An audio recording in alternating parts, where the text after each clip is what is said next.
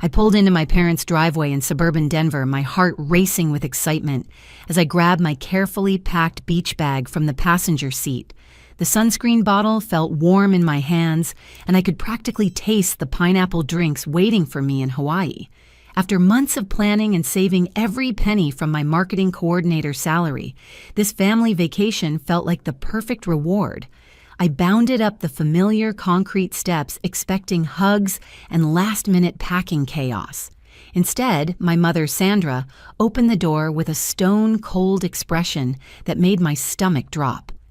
"You were never actually on the guest list," she said flatly. "We figured you'd be fine alone." The words hit me like ice water in my veins. I stood there clutching my beach bag, staring at my mother's face for any sign that this was some twisted joke. Behind her, I could see my sister Carla's designer luggage stacked neatly by the staircase, and my brother-in-law, Derek, loading a cooler into their rental car. "What do you mean I'm not on the guest list?" I managed to whisper, my voice cracking despite my efforts to stay composed. "We've been planning this trip for months. I took vacation days. I bought new swimsuits." Sandra stepped back from the doorway, her arms crossed over her floral blouse. "Carla convinced us that the smaller villa would be more economical. 4 bedrooms instead of 5. We decided you wouldn't really fit in with our plans anyway." The casual cruelty in her tone made my knees weak. Through the open door, I could hear Carla's voice drifting from the kitchen, bright and cheerful, as she talked about snorkeling excursions and sunset dinners, the same excursions I had researched and recommended during our family planning calls. "But I helped organize this whole trip," I said, stepping closer to the threshold. "I found the resort. I researched the activities. I sent you all those links to restaurants." Derek appeared behind Sandra, his polo shirt already wrinkled from travel preparation. "Helen, come on, don't make this dramatic. We're trying to have a peaceful family vacation." "Peaceful," I repeated slowly, "by lying to me for months." Carla emerged from the kitchen, her blonde hair pulled back in a perfect ponytail, designer sunglasses perched on her head. She looked past me toward my car as if I were an inconvenient delivery person. "We thought you'd understand," Carla said with that patronizing tone she'd perfected since her wedding 3 years ago. "You're always so busy with work anyway. And honestly, Helen, you can be a bit much sometimes. We wanted this vacation to be about relaxation and family bonding." "I am family," I said, my voice barely audible. "Of course you are," Sandra said quickly, but her eyes were already looking past me toward the street. "We just thought you'd be happier staying home. You know how you get around crowds and new places." The realization crashed over me like a wave. This wasn't a last-minute decision. They had been planning this exclusion for months, while I excitedly participated in group chats about dinner reservations and beach activities. Every family call where we discussed the itinerary, every time I shared my research about Hawaiian culture and hidden gems, they were already plotting to leave me behind. I watched Derek load another suitcase, this one clearly belonging to my father, based on the old American Airlines tags still attached to the handle. Dad emerged from the garage, checking his watch with the methodical precision he brought to everything. "Thomas," Sandra called to him. "Helen stopped by." Dad looked up, his reading glasses sliding down his nose. "Oh, hi, sweetheart. We're just heading out to catch our flight." The normalcy in his voice was the final blow. He genuinely seemed surprised to see me, as if my presence at their departure was unexpected rather than planned, as if I hadn't been part of every conversation about this trip for the past 4 months. "Dad," I started, but Carla cut me off. "We really need to get going. The airport traffic is going to be insane, and you know how Derek gets about being late." Derek nodded solemnly, as if punctuality for their excluding vacation was a matter of life and death. TSA lines are brutal this time of year. I stood there watching my family load their car with luggage I should have helped carry, watching them check their phones for flight updates I should have been receiving too. The beach bag in my hand felt heavier with each passing second.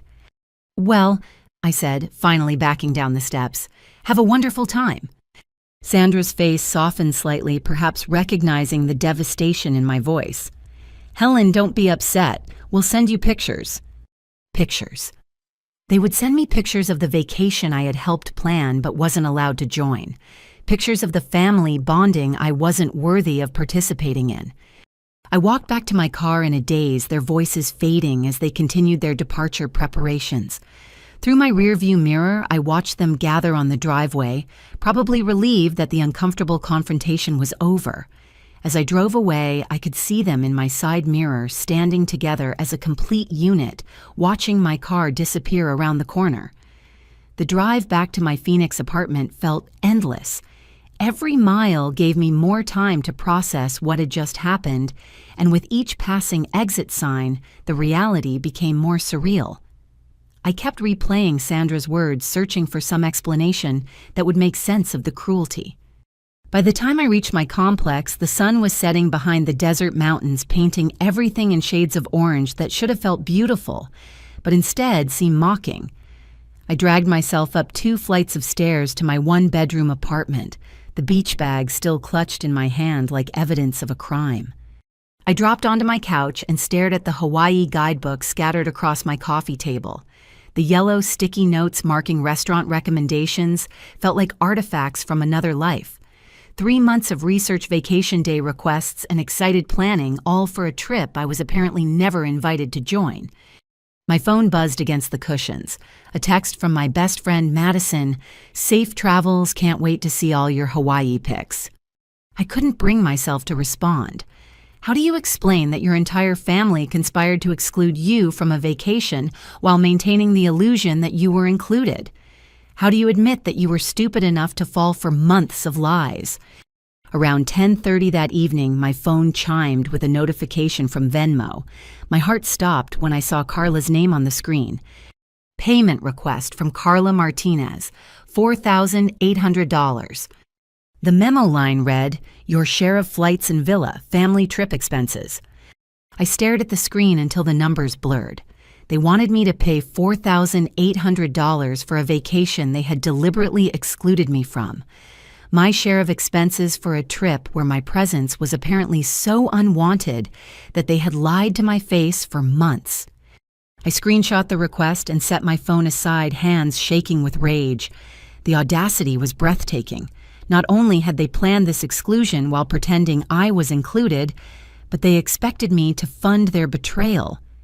My laptop sat open on the kitchen counter, still displaying my work emails from earlier that day. I opened Facebook and searched for my family's profiles, my stomach churning as I found what I was looking for. Carla's most recent post, uploaded 2 hours ago, finally boarding. Can't wait for our family bonding time in paradise. Sometimes the best trips are the intimate ones. 43 likes already, including several from relatives and family friends who probably had no idea I had been deliberately excluded. The comments were full of heart emojis and have fun messages that felt like salt in fresh wounds. Derek had posted a photo of their boarding passes, carefully angled to hide the names, but clearly showing 4 tickets to Honolulu. 4 tickets for the 4 family members who mattered. The caption read, "Vacation mode activated. No stress, no drama, just family love." No drama, as if I were the source of drama rather than the victim of their calculated cruelty. I scrolled through more posts, finding photos of their airport dinner, their excitement about the flight, their gratitude for quality time with the people who matter most. Each post felt like a deliberate slap, a public celebration of my exclusion. My phone buzzed again. Another Venmo notification, this time from Derek. Payment request $700. Reminder, Helen's portion of resort activities and car rental. $700 more. They were itemizing my exclusion, demanding payment for every aspect of the vacation I wasn't allowed to join. The car rental, I wouldn't use; the activities I wouldn't participate in, the memories I wouldn't be allowed to make. I opened my laptop and started typing a response email to Carla, then deleted it. Started a text message, then deleted that too. Every word I wanted to say felt inadequate for the magnitude of their betrayal. Instead, I opened my banking app and stared at my savings account. The money I had been carefully setting aside for Hawaii sat there like a monument to my stupidity. $1,500 that should have been going toward my own flight and accommodations money I had saved by skipping dinners out and buying generic groceries. Around midnight, my phone rang. Carla's name appeared on the screen, probably calling from some airport lounge or hotel lobby.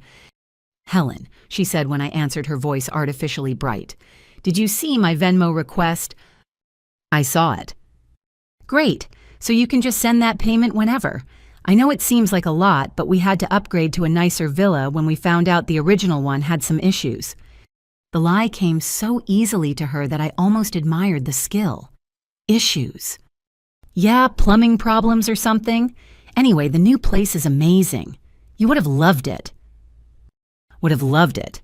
Past tense, as if my exclusion were some unfortunate accident rather than their deliberate choice.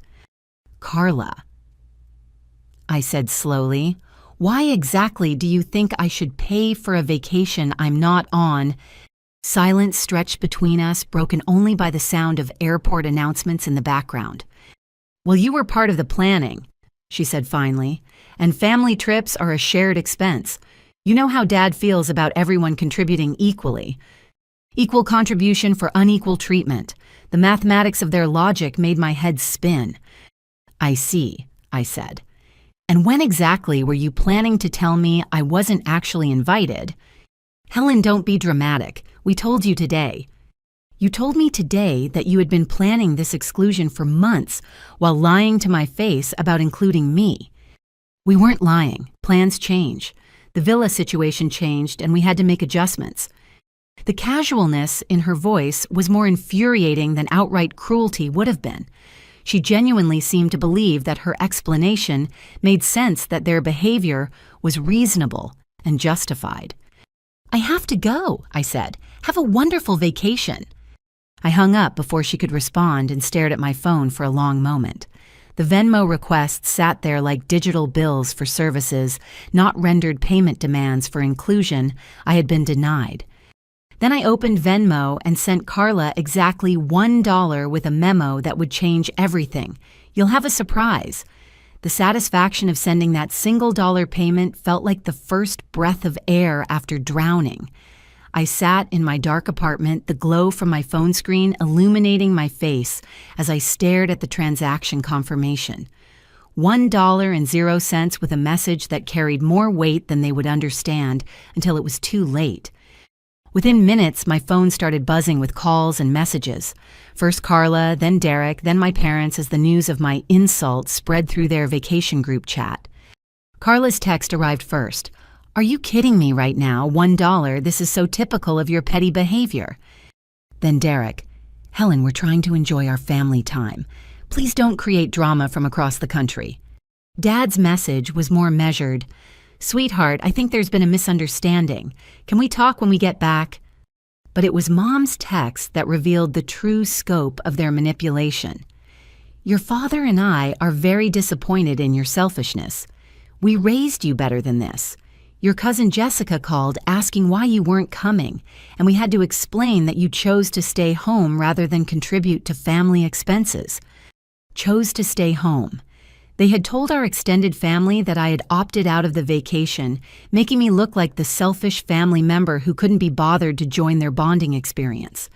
The lie was so complete, so carefully constructed, that even our relatives believed I was the problem. I screenshot every message and started a folder on my phone labeled Family Lies. If they wanted to play games with the truth, I would document every move they made. Around 2 a.m, Carla called again. I let it go to voicemail, then played back her message. "Helen, I don't know what your problem is, but you're ruining our vacation before it even starts. Mom is crying because of your behavior, and Dad is talking about cutting the trip short to deal with your drama. Is this really what you want to destroy our family time because you're upset about a simple financial contribution?" The reversal was masterful. Somehow I had become the villain in a story where I was the victim. My reaction to their betrayal was now evidence of my character flaws, proof that they had been right to exclude me in the first place. I called my cousin Jessica in Colorado, knowing she would be awake because of her night shift job at the hospital. "Helen," she answered on the first ring, "I was just thinking about you. Your mom said you decided to skip Hawaii to focus on work. That seems so unlike you." "What exactly did she tell you?" "Just that you felt the vacation would be too stressful with your job situation, and you preferred to stay home and save money. She seemed really sad about it, said the family wouldn't be the same without you there." The manipulation was even more sophisticated than I had realized. They hadn't just excluded me. They had crafted a narrative that made me look like the one who had abandoned the family. My mother's sadness about my absence was probably genuine, since she had convinced herself that the lie was true. "Jessica," I said carefully, "did Mom mention anything about villa capacity or booking issues?" "No, nothing like that. She just said you were going through some personal stuff and needed space from family obligations." Personal stuff. Family obligations. They had pathologized my absence, turning their exclusion of me into my need for distance. The story they told made them seem caring and understanding, while portraying me as troubled and antisocial. After I hung up with Jessica, I spent the next hour calling and texting other family members. The story was consistent across every conversation. According to my parents and Carla, I had voluntarily removed myself from the Hawaii plans due to work stress and personal issues. Some relatives even offered words of encouragement about taking care of my mental health and not overcommitting to family events. The gaslighting was so complete that I started to question my own memory of events. Had there been signs that I was supposed to decline the invitation? Had I misunderstood something fundamental about the planning process? Then I remembered the group chat messages I had saved, the excitement in my voice during planning calls, the research documents I had shared with enthusiasm. There was no ambiguity in my participation or my desire to join the vacation. They had deliberately deceived me and then lied to our extended family about the deception. By sunrise, my phone had accumulated 17 missed calls and 42 text messages from various family members. Some were confused relatives asking for clarification about my absence. Others were angry messages from my immediate family, demanding that I stop creating problems and pay your fair share like an adult. The financial pressure was escalating too. Derek had sent 2 additional payment requests, $300 for Helen's share of airport parking and transportation, and $200 for vacation insurance coverage for 4 people. They were nickel and diming me for every expense associated with a trip I wasn't on, as if my exclusion entitled them to free money rather than freeing me from financial obligation. I looked at my reflection in the bathroom mirror that morning and saw someone I barely recognized. My eyes were red from crying and lack of sleep, my hair was disheveled from hours of restless pacing, and my face carried an expression of hurt that seemed carved in stone. But underneath the pain, something else was building, a cold anger that felt different from anything I had experienced before. This wasn't the hot rage of a moment. It was the steady burn of someone who had finally seen the truth about people she loved. I made coffee with hands that had stopped shaking and opened my laptop to begin researching something I never thought I would need: family law attorneys who specialized in financial fraud and emotional abuse cases. The search results were more extensive than I had expected, suggesting that my situation was far from unique. Support groups, legal resources, and counseling services for adults dealing with family financial manipulation filled my screen. As I read through articles about inheritance fraud, financial coercion, and family gaslighting, pieces of a larger puzzle began clicking into place. The pattern of exclusion hadn't started with Hawaii. It had been building for years through smaller incidents that I had dismissed as misunderstandings or coincidences. My phone buzzed with another message from Carla this time, including a photo of their hotel room overlooking the ocean. This could have been your view if you weren't being so stubborn about paying your share. Last chance to make this right before we write you off completely. The threat was empty, but revealing. They needed my money more than they were willing to admit, which meant they were more vulnerable than they wanted me to know. I finished my coffee and made a decision that would change everything. The coffee had grown cold in my hands as I sat surrounded by printed emails, bank statements, and family photos that told a story I had been too naive to see. What I had initially dismissed as isolated incidents of thoughtlessness now formed a clear pattern of systematic exclusion and financial manipulation that stretched back years. I started with my grandmother's funeral 18 months ago. At the time, I had been hurt that Carla and my parents had made all the arrangements without consulting me, claiming they wanted to spare me the stress of planning during grief. They had chosen an expensive funeral home, upgraded the service package, and selected costly flowers and catering, then divided the bill 4 ways, including my portion. When I questioned some of the expenses, Carla had accused me of being selfish during our time of mourning and suggested that I didn't value grandmother's memory enough to give her a proper send-off. Shamed into compliance, I had paid my quarter of the bill without further protest. Now I could see the manipulation clearly. They had deliberately excluded me from decisions while ensuring I remained financially responsible for their choices.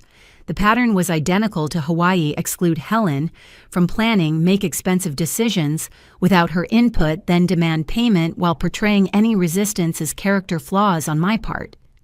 My laptop chimed with an email notification interrupting my investigation.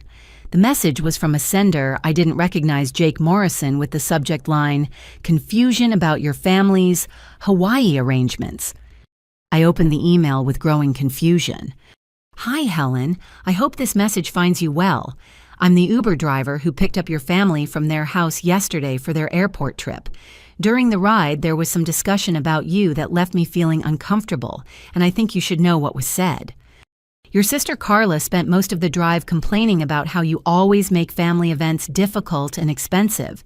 She said you have a history of being unreliable and selfish, and that excluding you from the Hawaii trip was necessary for everyone else's peace of mind. Your mother agreed and added that you've been having emotional problems lately that make you inappropriate for family gatherings. Your father mentioned that you've been financially irresponsible and can't be trusted to contribute fairly to family expenses." I felt terrible listening to this conversation, especially since they continued talking about you for the entire 30-minute drive to the airport. They seemed to enjoy criticizing you, which struck me as mean-spirited regardless of any family issues. I got your email address from the pickup address information. I hope that's okay, because I felt you deserved to know how they were talking about you behind your back. I have 3 sisters myself, and I would want to know if my family was bad-mouthing me to strangers. I hope this information is helpful rather than hurtful. They seem to expect you to pay for their vacation expenses, despite not being included, which doesn't seem fair to an outsider. Best wishes, Jake Morrison. The email hit me like a physical blow. Not only had they excluded me and demanded payment, but they had spent their drive to the airport systematically destroying my reputation to a stranger. Every lie they told Jake was probably being repeated to other people in their lives, building a narrative where I was the problem family member who deserved exclusion and criticism. I forwarded Jake's email to my evidence folder and continued digging through my records. The pattern became more disturbing with each discovery. Last Christmas, they had planned a family ski trip to Aspen without mentioning it to me until 2 days before departure. When I expressed hurt at being left out, Carla had claimed they assumed I wouldn't be interested because I had mentioned being busy with work during a phone call weeks earlier. They had demanded I pay for my share of the lodge rental, despite not using the space, arguing that my last-minute decision not to participate shouldn't penalize the rest of the family financially. The previous summer, they had organized a family reunion at my uncle's lake house in Michigan. I had learned about the gathering through a Facebook post from my cousin 2 days after it had concluded. When I asked why I hadn't been invited, Mom had claimed they forgot to add me to the planning group chat and suggested I was being overly sensitive about a simple oversight. Later, I received a request to pay for my share of the catered barbecue and boat rental because I was technically part of the guest count, even though you couldn't make it. Each incident followed the same script: exclude Helen from planning, make expensive decisions, demand financial contribution, gaslight any resistance by portraying Helen as difficult, unreliable, or selfish. My phone rang, interrupting my investigation. Jessica's name appeared on the screen. "Helen, I've been thinking about our conversation last night, and something doesn't add up." she said without preamble. I called Aunt Linda to chat about the Hawaii thing, and she mentioned that your mom told her a completely different story about why you're not there. My stomach dropped. What did she tell Linda?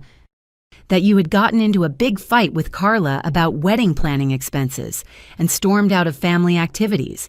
She said you've been holding a grudge and refusing to participate in family events for months.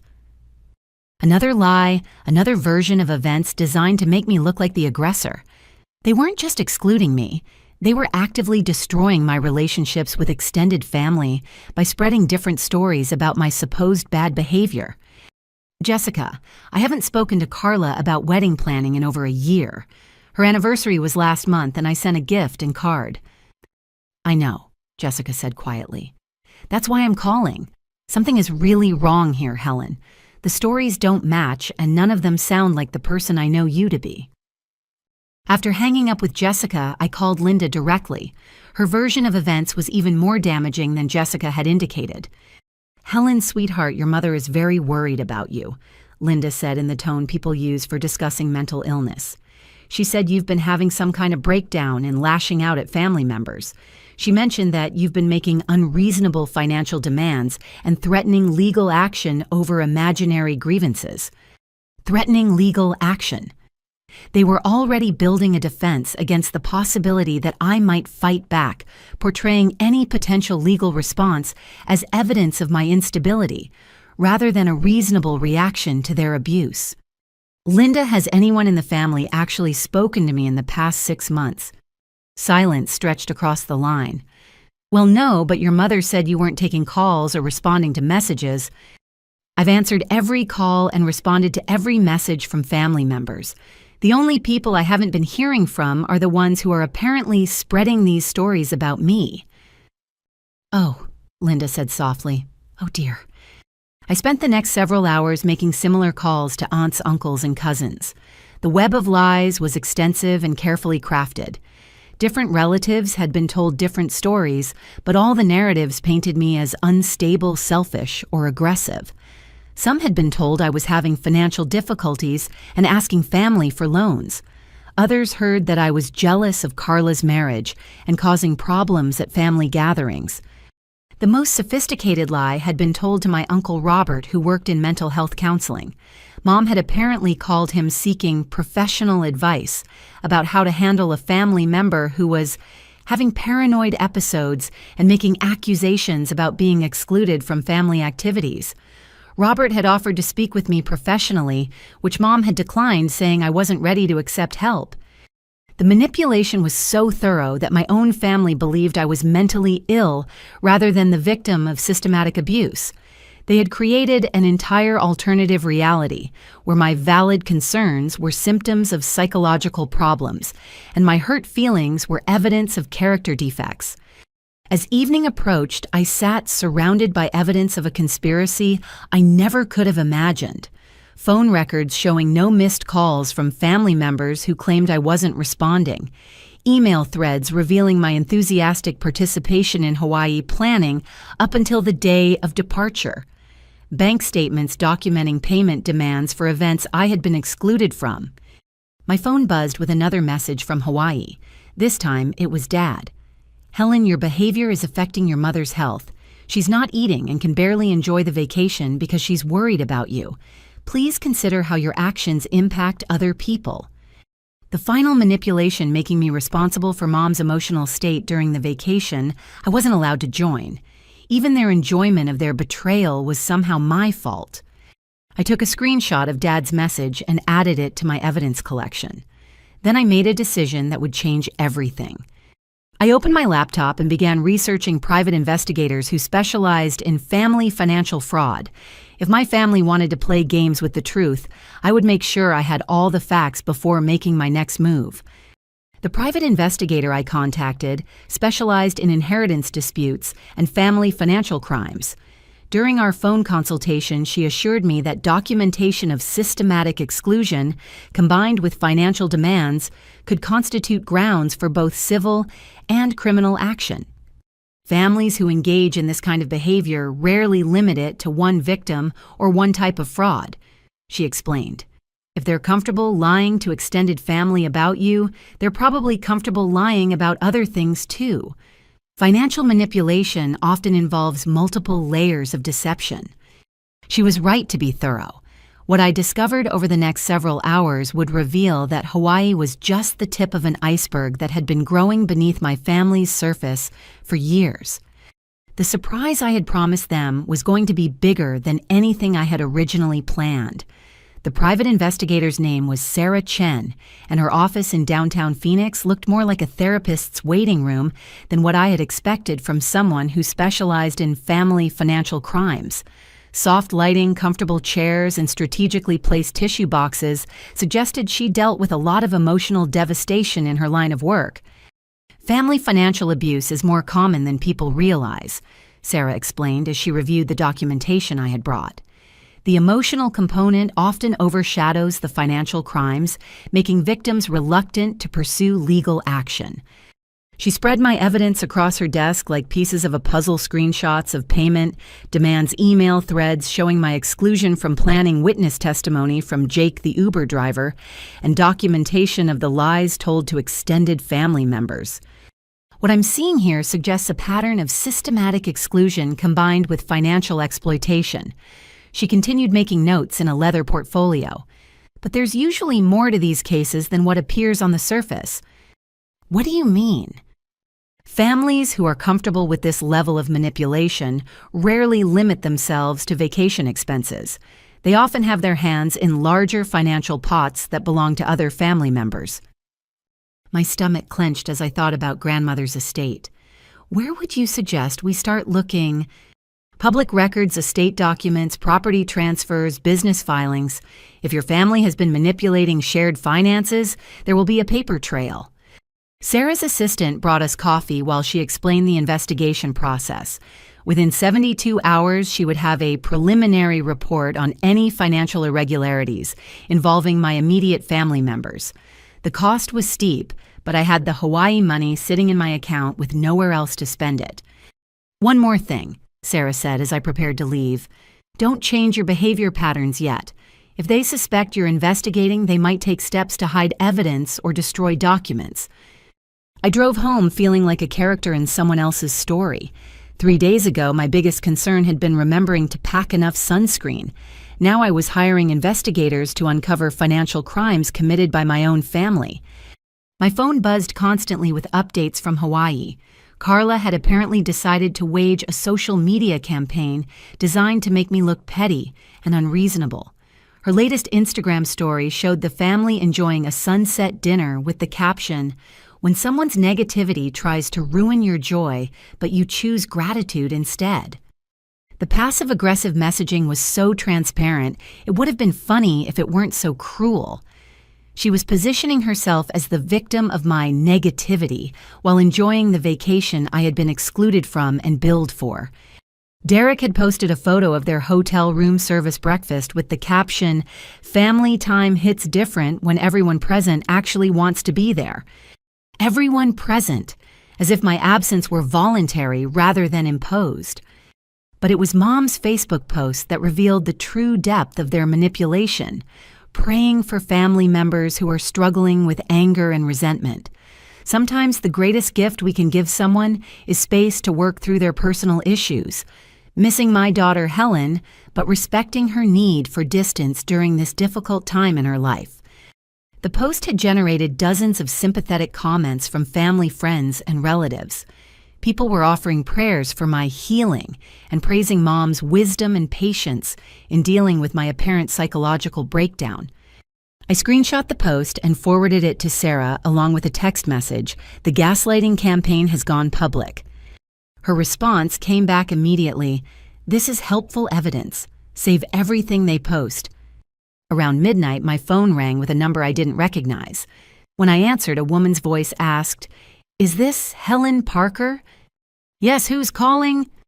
"My name is Diana Wells. I'm a paralegal with Morrison and Associates. We handle estate planning and inheritance disputes. I'm calling because your name has come up in some research we've been conducting." My blood turned to ice. "Research about what?" "Your grandmother's estate." There appear to be some discrepancies in the distribution documentation, and we wanted to verify some information with you. What kind of discrepancies? According to the original will, you were designated to receive a specific bequest of $15,000, plus a 1/3 interest in a rental property in Scottsdale. However, the final distribution documents show that you declined both inheritances in favor of having the assets transferred to your sister Carla. The room started spinning around me. I never declined anything. I was never even told about a property. That's what we were afraid of, Diana said quietly. Can you come in tomorrow morning? We need to discuss some documents that appear to have your signature but may not be legitimate. After Diana hung up, I sat in my dark apartment staring at the wall until sunrise. $15,000 in property ownership. Assets that should have been mine apparently signed away without my knowledge or consent. When Sarah called the next morning, her voice carried a tension that made my stomach clench. Helen, we need to meet immediately. What I've found is bigger than vacation expenses. Her office felt different when I returned, more like a war room than a therapy space.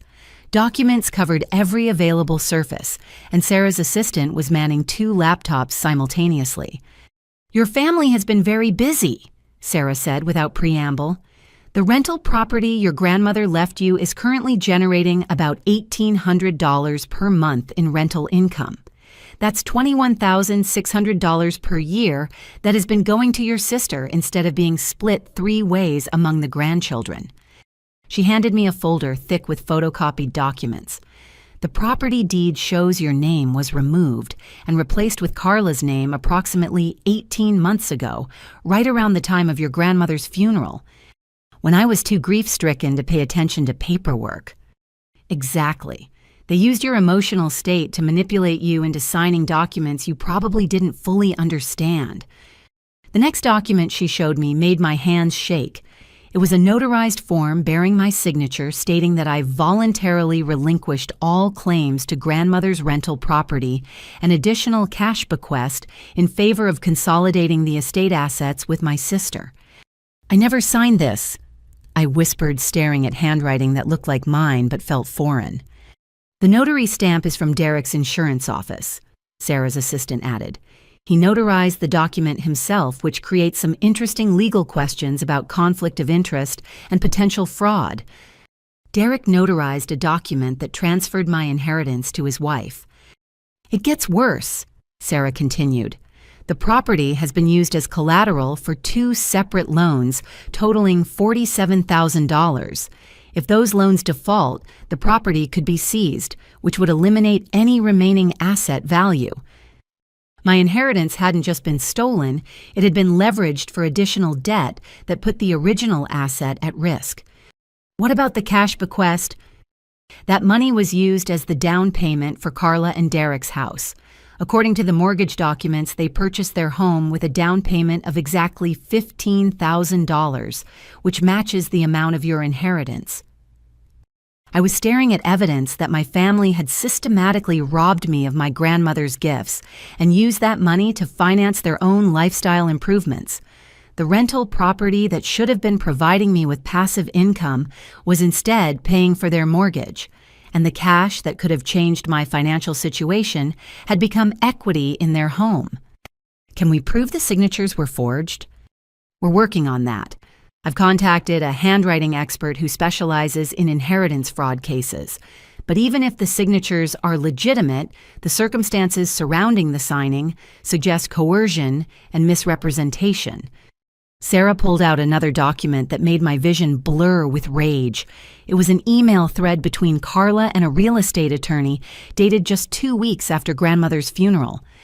Carla wrote to the attorney asking about the quickest way to consolidate Helen's inheritance interests before she has time to think about it too much.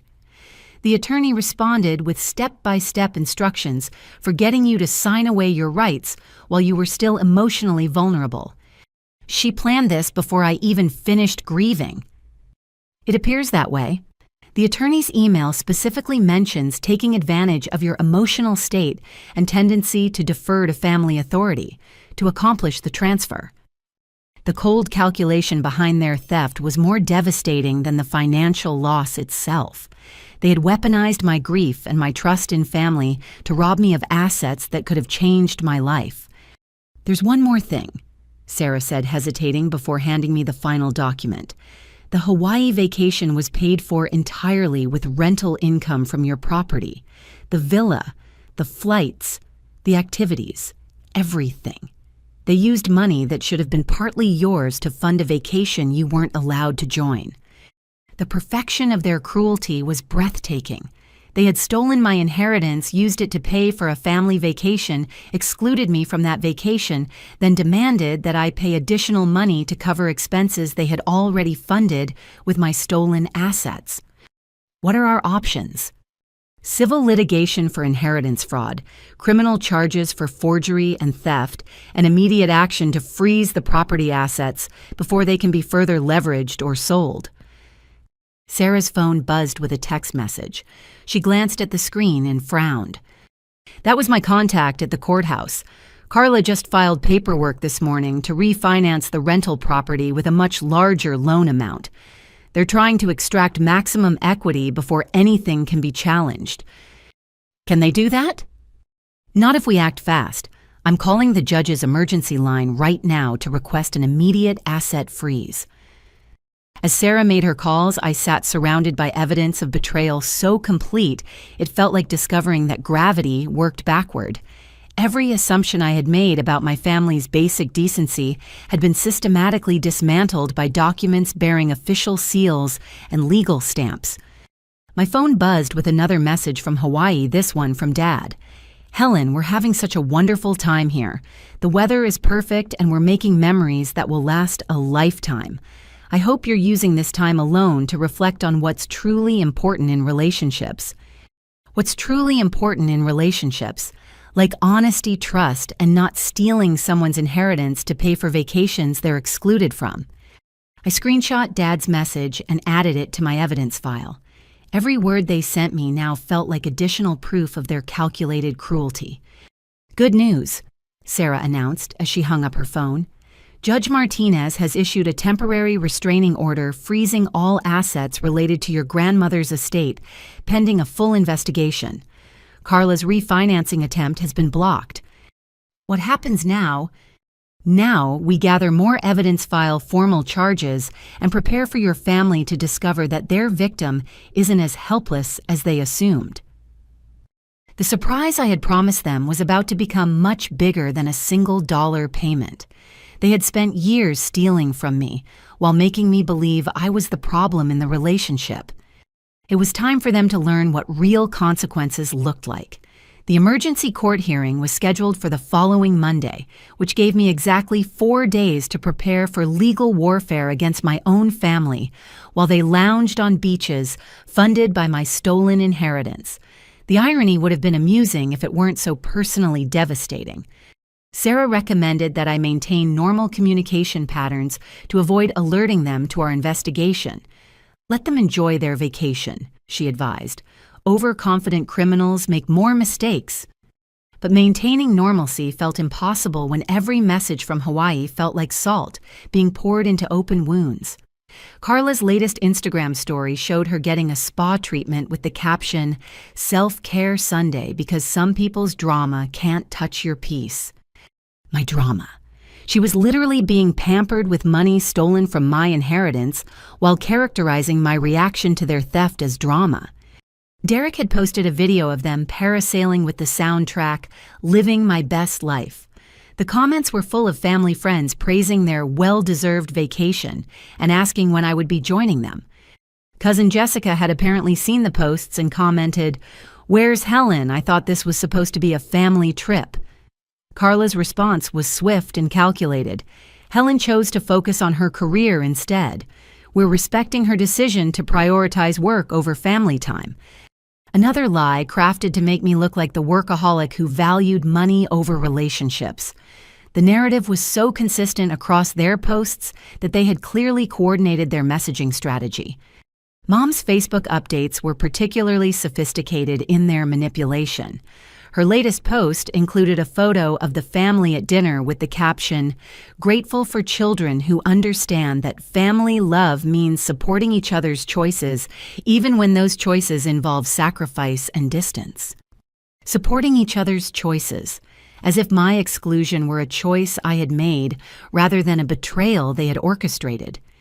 The comments on Mom's post revealed how successfully they had manipulated our extended family's perception of the situation. Aunt Linda wrote, "Sandra, you're such a wise mother to give Helen space to work through her issues." Uncle Robert added, "Sometimes the most loving thing we can do is step back and let someone find their own path." They had turned my victimization into my choice, my exclusion into my preference, my hurt into my character flaw. The gaslighting was so complete that even sympathetic relatives were congratulating my family for respecting boundaries I had never established. But their social media campaign also provided valuable evidence for our case.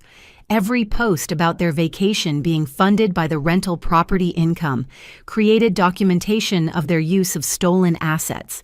Sarah's team was systematically screenshotting and cataloging each update. "They're building our case for us," Sarah observed during one of our daily check-ins. "Criminals who flaunt their crimes on social media make prosecutors very happy." Meanwhile, my own investigation was revealing additional layers of their deception. I spent Tuesday evening going through old financial documents and found 3 separate occasions when I had been charged for family expenses related to events I hadn't attended. Last year's Mother's Day brunch at an expensive restaurant where they had ordered champagne and upgraded to the premium menu, then split the bill 5 ways, including my portion despite my being out of town for work. When I questioned the charge, Carla had insisted that family celebrations are everyone's responsibility regardless of attendance. The previous Christmas, they had hired a professional photographer for family portraits at my parents' house. I had been working that day and couldn't attend the session, but they had charged me $200 for Helen's share of photography costs.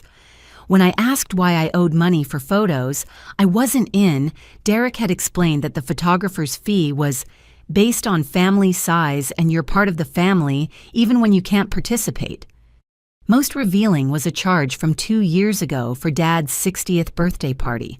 They had rented a private dining room at his favorite steakhouse and invited 20 people for a celebration I hadn't been told about until the day before. Unable to attend on such short notice, I had sent a thoughtful gift and handwritten card. 2 weeks later, Carla had sent me a payment request for $350 as Helen's portion of Dad's birthday dinner expenses. The pattern was clear and consistent: exclude Helen from planning, make expensive decisions without her input, then demand payment while portraying any resistance as selfishness or family disloyalty. Wednesday brought a breakthrough that changed everything. Sarah called me at work with barely contained excitement in her voice. "Helen, you need to sit down. We found something that makes the inheritance theft look small." I closed my office door and prepared for another devastating revelation. Your grandmother's estate included more than just the rental property and cash bequest. There was also a life insurance policy with a death benefit of $75,000, with you listed as one of 3 equal beneficiaries. My legs felt weak. I was never told about any life insurance. Because you were never supposed to find out about it.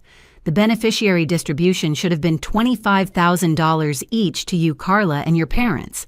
Instead, the full $75,000 was paid to Carla as the sole surviving beneficiary.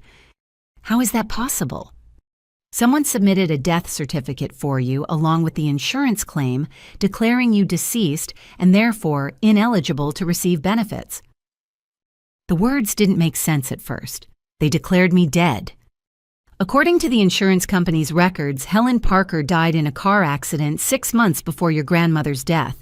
The death certificate appears to be a sophisticated forgery, complete with official seals and signatures.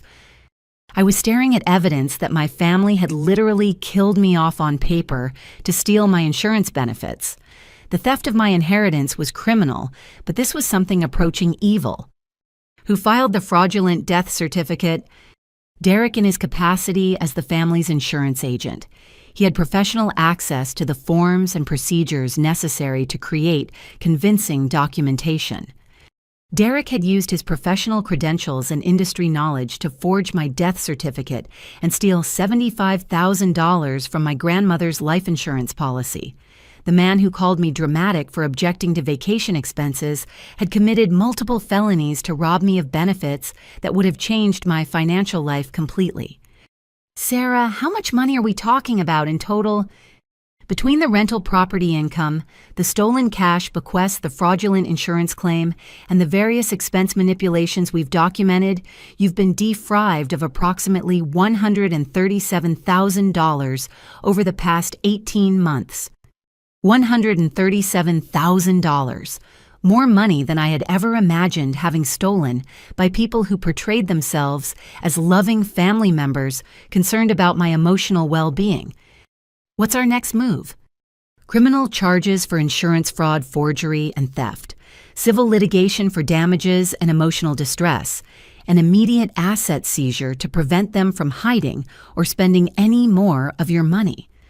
Thursday brought the most satisfying phone call of my life. Sarah contacted me with an update that made me smile for the first time since this nightmare had begun. The FBI has taken over the insurance fraud investigation. Derek's professional licenses are being suspended pending criminal proceedings, and all of their bank accounts have been frozen. They're in Hawaii with frozen bank accounts. As of this morning, yes. They'll discover the account freezes when they try to pay for meals activities or their hotel checkout. The timing was perfect. They would spend their final days in paradise discovering that their access to stolen money had been cut off, leaving them stranded with expenses they couldn't pay and questions they couldn't answer. There's more, Sarah continued.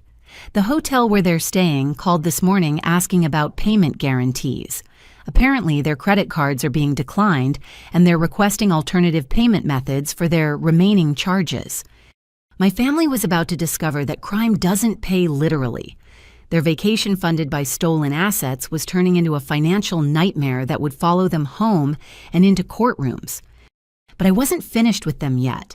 If they wanted to play games with truth and perception, I was prepared to show them what real strategy looked like. I opened my laptop and began booking travel arrangements that would turn their paradise into a confrontation they would never forget. The surprise I had promised them was about to arrive in person. The first-class seat to Honolulu had cost me nearly $3,000, but it felt like the best money I had ever spent. As the plane descended toward the Hawaiian Islands, I reviewed the legal documents Sarah had prepared for our confrontation.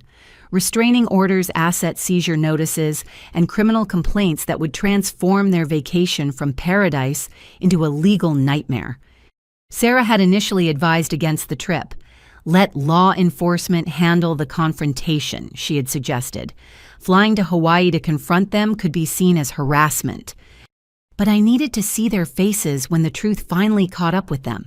After months of lies, manipulation, and theft, they deserved to experience the shock of discovery in the paradise they had purchased with my stolen inheritance. The resort where they were staying was a luxury property on Maui's western shore, the kind of place that charged $500 per night for ocean view rooms. I had booked myself into the presidential suite using money from my secret savings account, the one I had been building since discovering their pattern of financial manipulation. The irony was perfect. While they struggled with frozen accounts and declined credit cards, I would be staying in the most expensive accommodation the resort offered. My taxi driver was Chatty, a local man named David, who seemed genuinely interested in my story when I mentioned that I was surprising family members who thought I couldn't afford to visit Hawaii. Family can be complicated, he observed as we wound through tropical landscapes that looked like postcards. Sometimes the people who are supposed to love you the most are the ones who hurt you the deepest. His words carried the wisdom of someone who had probably seen plenty of family drama during his years driving tourists around paradise. The resort was even more spectacular than the photos had suggested. Manicured gardens, infinity pools, and private beaches that stretched toward horizons painted in shades of turquoise. This was the vacation I had helped plan but been excluded from the paradise they had purchased with money stolen from my inheritance. The front desk manager, a professional woman named Patricia, greeted me with the kind of warmth reserved for guests staying in premium suites, but her expression shifted when I mentioned my family members who were already guests at the resort. "The Parker family," she said, carefully checking her computer screen. "Yes, they're staying in one of our standard rooms. There have been some payment issues with their account." "What kind of payment issues?" Patricia glanced around to ensure our conversation remained private. "Their credit cards have been declining since this morning.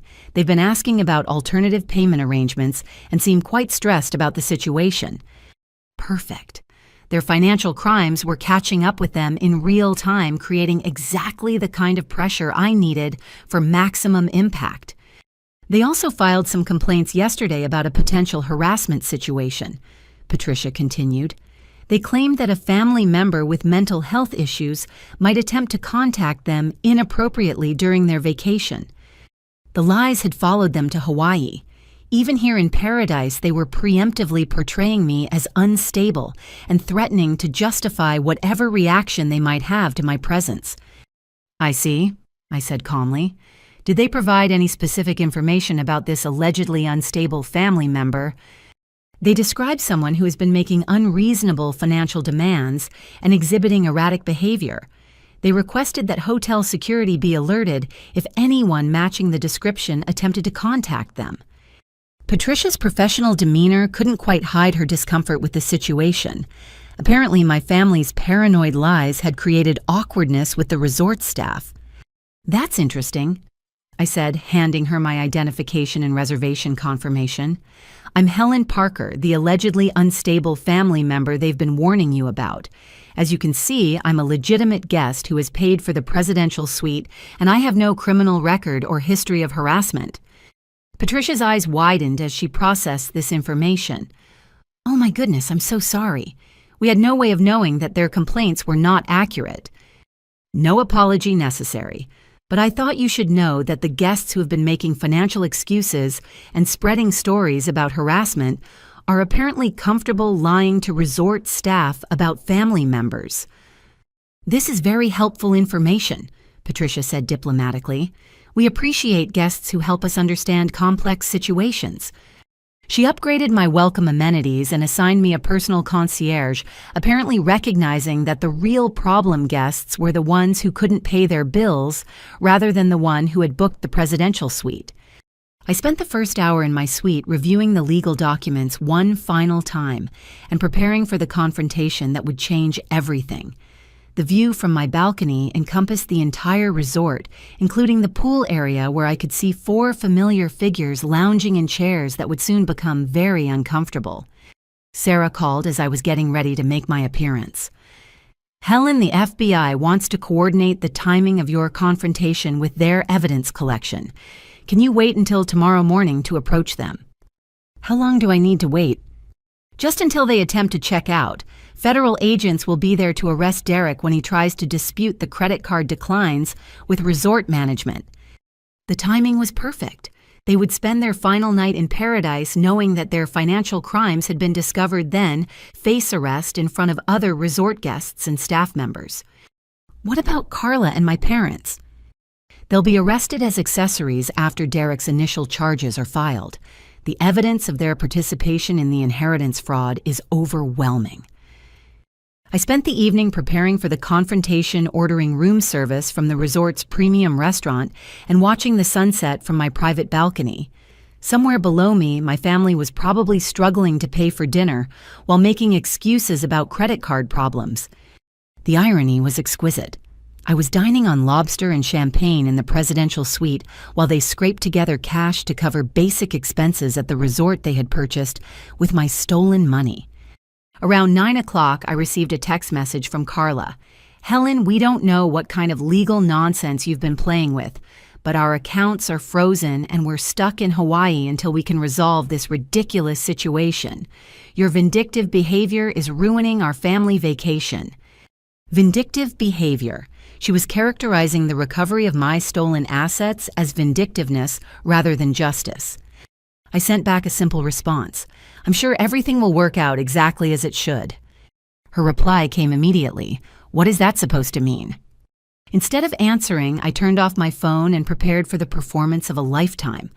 Tomorrow morning, they would discover that their victim had become their prosecutor and their paradise had become their courtroom.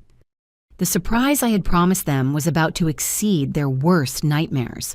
The resort pool area was exactly as beautiful as I had imagined during months of planning this vacation, with crystal blue water, reflecting palm trees and tropical flowers that seemed too perfect to be real. The morning sun painted everything in golden light that should have felt peaceful, but instead felt like stage lighting for the drama about to unfold. I had chosen my outfit carefully, a flowing white sundress that photographed well in designer sunglasses that would hide my emotions during the confrontation. If this moment was going to be documented, I wanted to look composed and confident rather than vengeful or unhinged. My family's location was easy to identify. They were huddled around a table near the shallow end, their voices carrying across the water as they engaged in what appeared to be an intense financial discussion. Even from a distance, their body language suggested stress and frustration that contrasted sharply with the relaxed atmosphere of other guests. I ordered a tropical drink from the poolside bar and asked the bartender to add extra garnish. Make it look Instagram-worthy, I requested. I want to celebrate something special. As I approached their table, drink in hand and smile on my face, I could hear fragments of their conversation that confirmed everything Sarah had predicted. The bank says it's a federal investigation, Derek was saying in a voice tight with panic.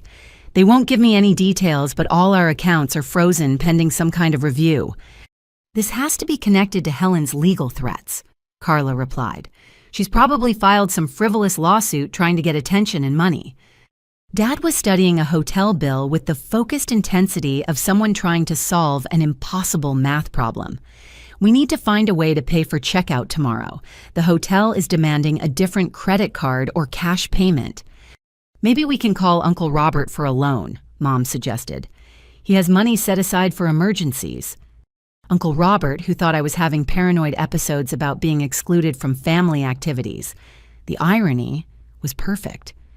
I took a deep breath and walked directly to their table, my sandals clicking against the pool deck with each confident step.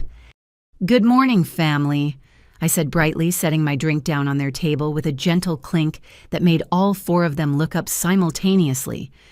Derek's reaction was immediate and dramatic. He had been mid-sip of what appeared to be coffee, and the shock of seeing me caused him to inhale rather than swallow. The choking sound that resulted was loud enough to attract attention from nearby guests, followed by violent coughing that turned his face red. Carla's response was even more spectacular. She let out a scream that started low and built to a volume that could probably be heard 3 floors up in the hotel rooms. Other guests turned to stare, some reaching for their phones to record what appeared to be a medical emergency. "What are you doing here?" she shrieked, her voice cracking on the higher notes. "How did you find us? Are you stalking us?" Mom immediately started making hushing gestures, apparently aware that Carla's volume was creating a scene that would be difficult to explain to other guests. "Helen, sweetheart, what a surprise to see you here." "Is it?" I asked, maintaining my bright tone while settling into an empty chair at their table. Because I distinctly remember being told this was a family vacation. I'm family, so here I am. Dad was staring at me with the expression of someone trying to solve a puzzle with missing pieces. "How did you afford to come to Hawaii? I thought you were having financial difficulties." "Financial difficulties," I repeated thoughtfully. "That's interesting, Dad. What gave you the impression I was struggling with money?" The silence that followed was broken by the sound of resort security approaching our table. 2 uniformed officers had apparently been summoned by the commotion of Carla's screaming. "Is everything all right here?" The older officer asked, his attention focused on Carla, who was still breathing heavily from her dramatic reaction. "These guests have been making complaints about harassment," the younger officer added, consulting a small notebook. "Ma'am, are you the family member they've been concerned about?" I handed him my room key and identification. I'm Helen Parker, staying in the presidential suite. These are my family members who appear to be surprised by my presence at a resort where I'm a legitimate paying guest. The officers exchange glances as they process this information. Clearly, my family's previous complaints about a potentially dangerous relative didn't align with the composed woman in designer clothing who was staying in the resort's most expensive accommodation. Actually, the older officer said, consulting his own notes, "We've been asked to monitor this family for payment disputes with the hotel. Their credit cards have been declining, and management is concerned about their ability to settle their account." The humiliation was perfect. Instead of rescuing my family from harassment by a mentally unstable relative, security was revealing their financial problems to other guests and questioning their ability to pay for their vacation. "Payment disputes," I said thoughtfully, loud enough for nearby guests to overhear. "That sounds stressful. I hope it doesn't interfere with your enjoyment of this beautiful resort." Derek found his voice, though it was still hoarse from his choking episode. "Helen, whatever legal problems you've created for us, we can resolve this like adults when we get home." "Legal problems I've created," I repeated slowly. "Derek, that's a fascinating perspective. What legal problems do you think I've created?" Carla was frantically texting someone, probably trying to contact a lawyer or bank representative who could explain their frozen accounts. "You've obviously filed some kind of fraudulent complaint to freeze our assets. This is financial harassment." "Financial harassment?" I mused, taking a sip of my tropical drink. "Help me understand that term, Carla. Is that when someone demands payment for vacations they're excluded from, or when someone steals inheritance money to fund family trips?" The color drained from Dad's face. "Helen, what are you talking about?" "I'm talking about grandmother's rental property that I was supposed to inherit a third of, but somehow ended up entirely in Carla's name.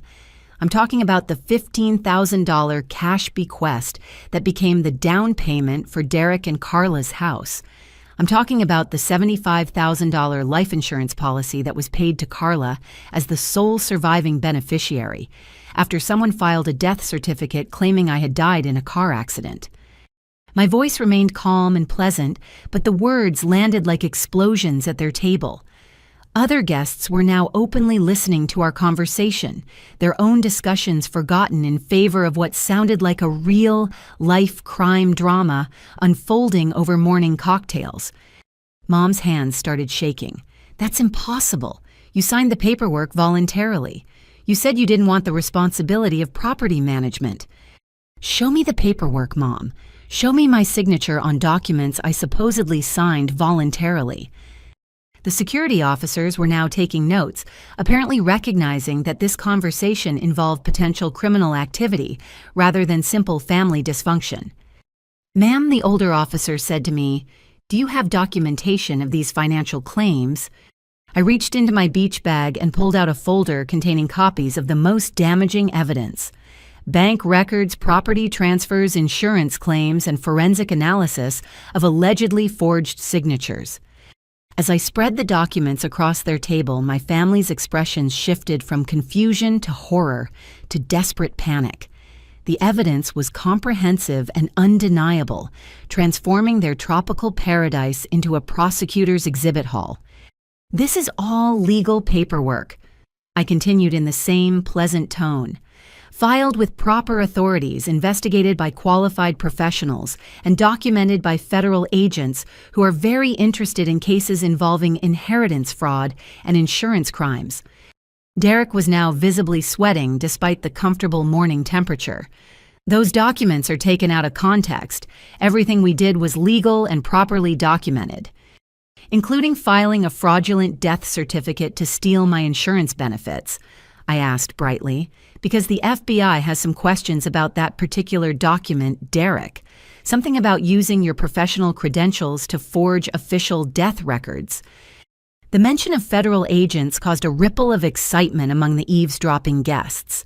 Several people were now openly recording our conversation with their phones, apparently recognizing that they were witnessing something more dramatic than typical vacation entertainment. Carla was crying now, her carefully applied makeup running in dark streaks down her cheeks. "Helen, please, we can work this out. Family doesn't destroy family over money. You're absolutely right, I agreed. Family doesn't steal inheritance money to fund vacations that exclude other family members. Family doesn't forge death certificates to claim insurance benefits. Family doesn't spread lies about mental health issues to justify financial crimes. The resort manager approached our table Patricia from the front desk, walking beside him with an expression of professional concern. Mr. and Mrs. Martinez, the manager said formally, we need to discuss the outstanding balance on your account.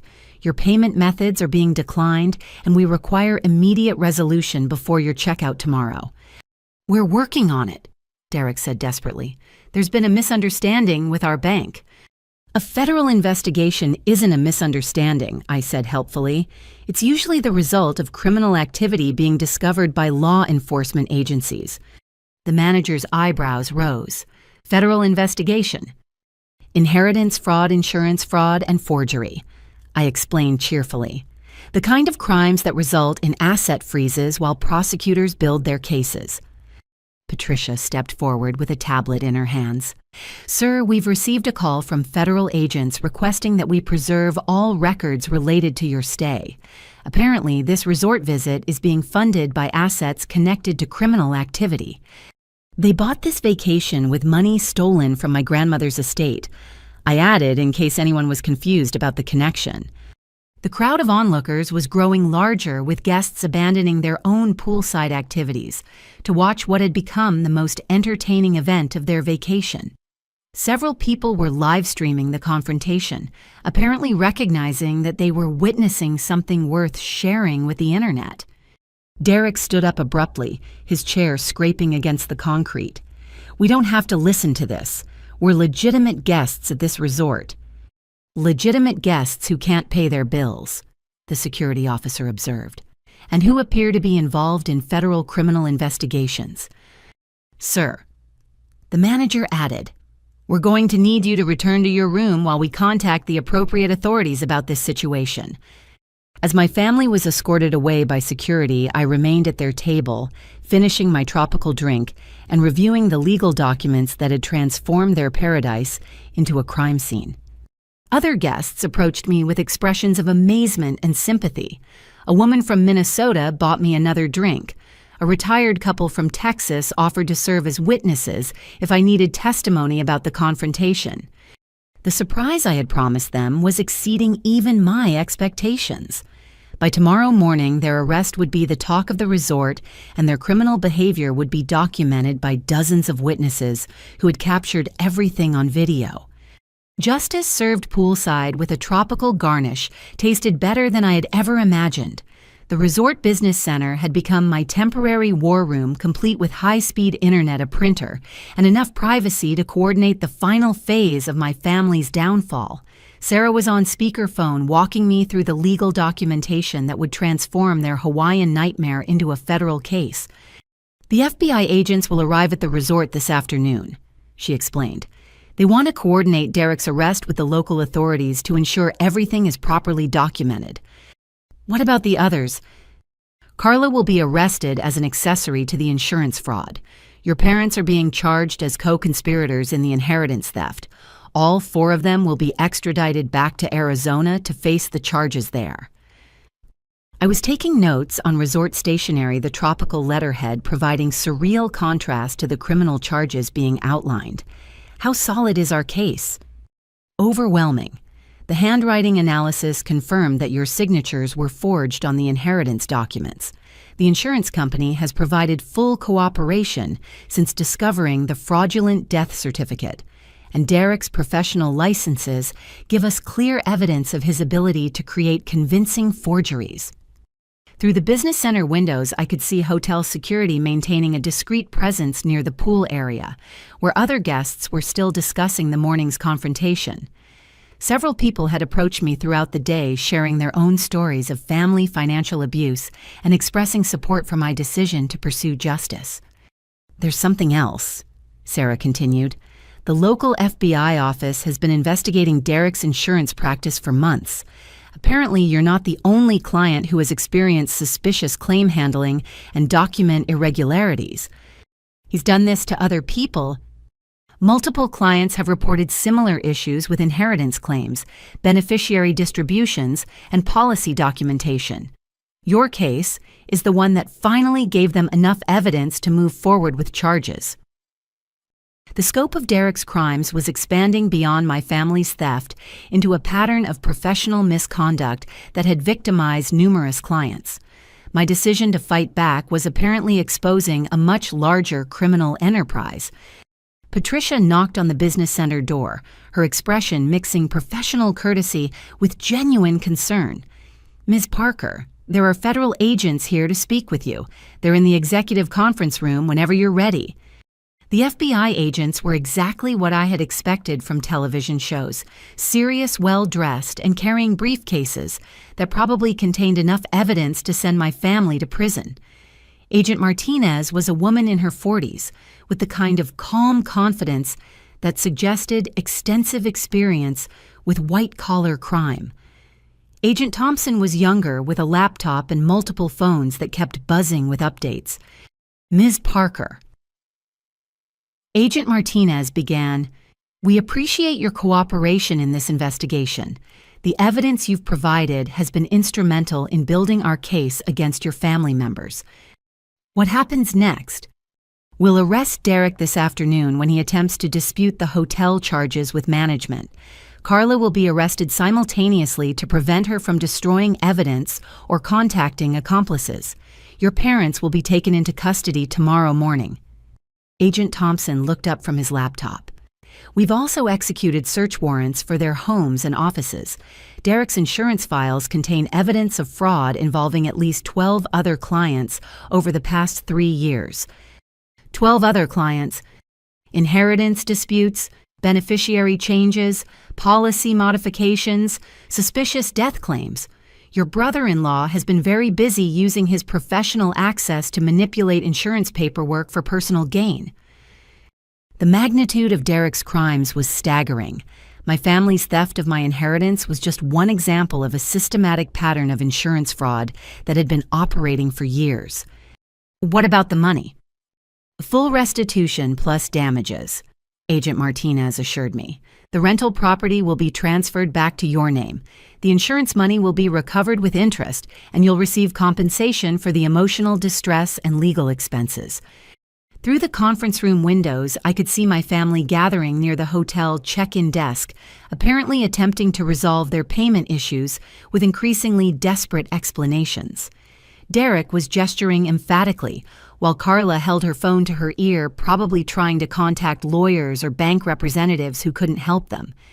"They still don't understand what's happening," I observed. "That's common in white-collar crime cases," Agent Thompson explained. "Criminals often believe they can talk their way out of consequences until the handcuffs actually appear." Agent Martinez opened her briefcase and pulled out a thick stack of documents. "These are the formal charges being filed against each family member. We'll need you to review and sign the victim impact statements." Reading through the charges was like reviewing a catalog of betrayal conspiracy to commit inheritance fraud, insurance fraud, forgery, grand theft, elder abuse, and racketeering. Each charge carried potential sentences ranging from several years to several decades in federal prison. Elder abuse. Your grandmother's estate was manipulated while she was still alive but mentally compromised, Agent Martinez explained. Derek convinced her to change beneficiary designations and property transfers during the final months of her life, when she was receiving hospice care. Even in death, grandmother had been victimized by their greed. They had manipulated a dying woman to steal from her grandchildren, showing a level of callousness that exceeded anything I had previously imagined. My phone buzzed with a text from Derek. "Helen, federal agents are asking the hotel about our stay. Whatever lies you've told them, we can clear this up if you just talk to us reasonably." Lies. He was still characterizing documented evidence of their crimes as lies, apparently believing that the right conversation could make federal investigations disappear. I showed the message to Agent Martinez, who smiled grimly. He'll be saying the same thing during his interrogation this afternoon, right up until we show him the forensic evidence of his signature forgeries. Can I watch the arrests? We'd prefer that you maintain distance for safety reasons, Agent Thompson said, but the arrests will be well documented, and you'll receive copies of all relevant footage. Through the windows, I could see hotel security approaching my family's location. The arrests were beginning transforming their luxury vacation into a very public legal nightmare that would follow them for years. My phone buzzed again this time with a call from Mom. I answered on speakerphone so the agents could hear the conversation. "Helen, sweetheart, there are police officers here asking about some kind of investigation. Can you please explain what's going on?" "I'm recovering the money you stole from me," I said calmly.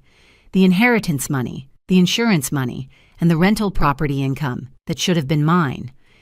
"We didn't steal anything," Mom said desperately. "Those were legal transfers that you agreed to." "Show them the paperwork with my actual signature," I suggested. "Show them the documents I supposedly signed voluntarily." Silence stretched across the connection, broken by the sound of voices in the background, giving what sounded like legal warnings about the right to remain silent. "Helen, please don't do this to your family," Mom whispered. "We love you." "People who love me don't steal my inheritance and exclude me from family vacations," I replied. "People who love me don't spread lies about my mental health to justify financial crimes." The call ended abruptly, probably because Mom was being handcuffed and read her rights by federal agents who had tracked down every dollar of my stolen inheritance. Agent Martinez closed her briefcase with the finality of someone whose job was nearly complete. "Ms. Parker, you should be very proud of your courage in pursuing this case. Family financial abuse often goes unreported because victims are too emotionally attached to hold their relatives accountable." "What about the other victims of Derek's insurance fraud?" "They'll be contacted as our investigation expands. Your decision to fight back has probably prevented dozens of other families from being victimized by the same criminal enterprise."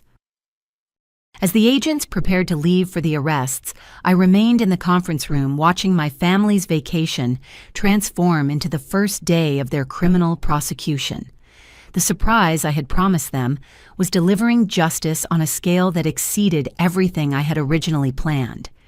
Tomorrow they would wake up in federal custody while I enjoyed my final day in the paradise they had purchased with my stolen money. The reversal was complete, and the lesson was clear. Families who steal from their own members eventually discover that love and blood relationships provide no protection against the consequences of criminal behavior. Justice had arrived in paradise, and it was more beautiful than any sunset I had ever seen. The federal holding facility in Honolulu was a stark concrete building that looked nothing like the tropical paradise surrounding it. I sat in a sterile conference room across from Agent Martinez, watching through one-way glass as Derek underwent his initial interrogation. The contrast between his confident demeanor from this morning and his current panicked state was remarkable. "He's still maintaining that all the documents are legitimate," Agent Martinez observed, checking her notes from the first 2 hours of questioning, even when confronted with forensic evidence of forgery. On the table between us lay dozens of documents that told the complete story of my family's criminal enterprise.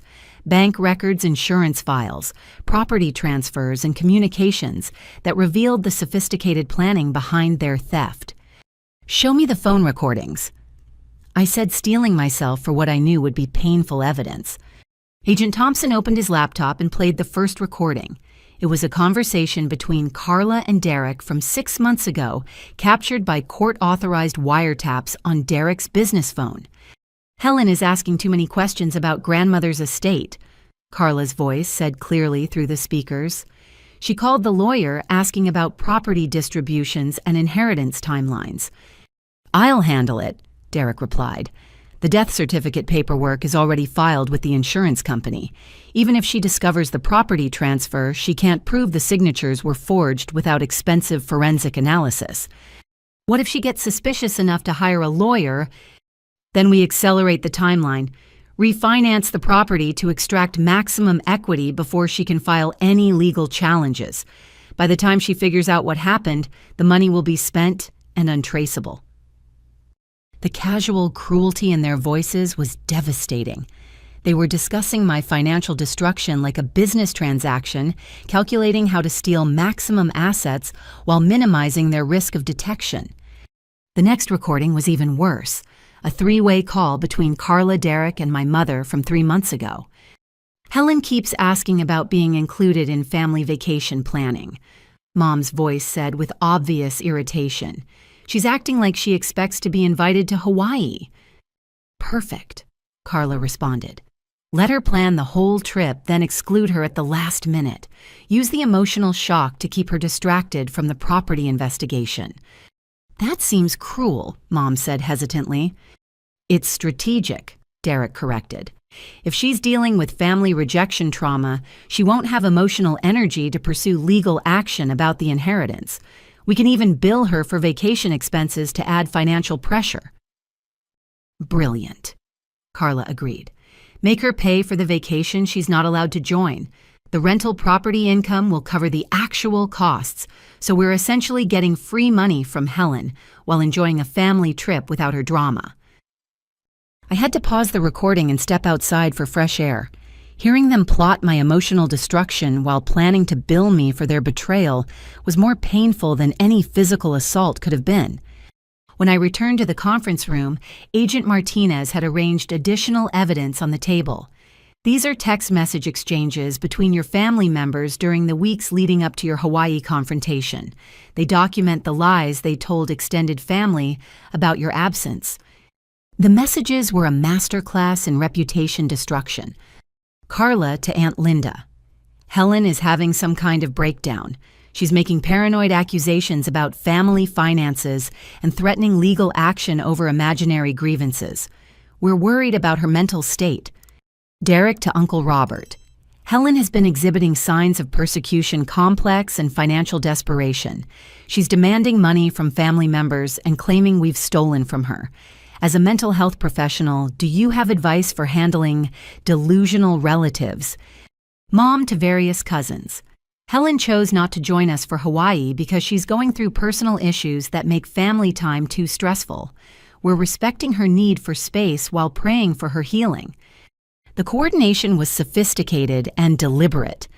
They had crafted different lies for different relatives, building a network of false narratives that portrayed me as mentally unstable, financially desperate, and voluntarily isolated from family activities.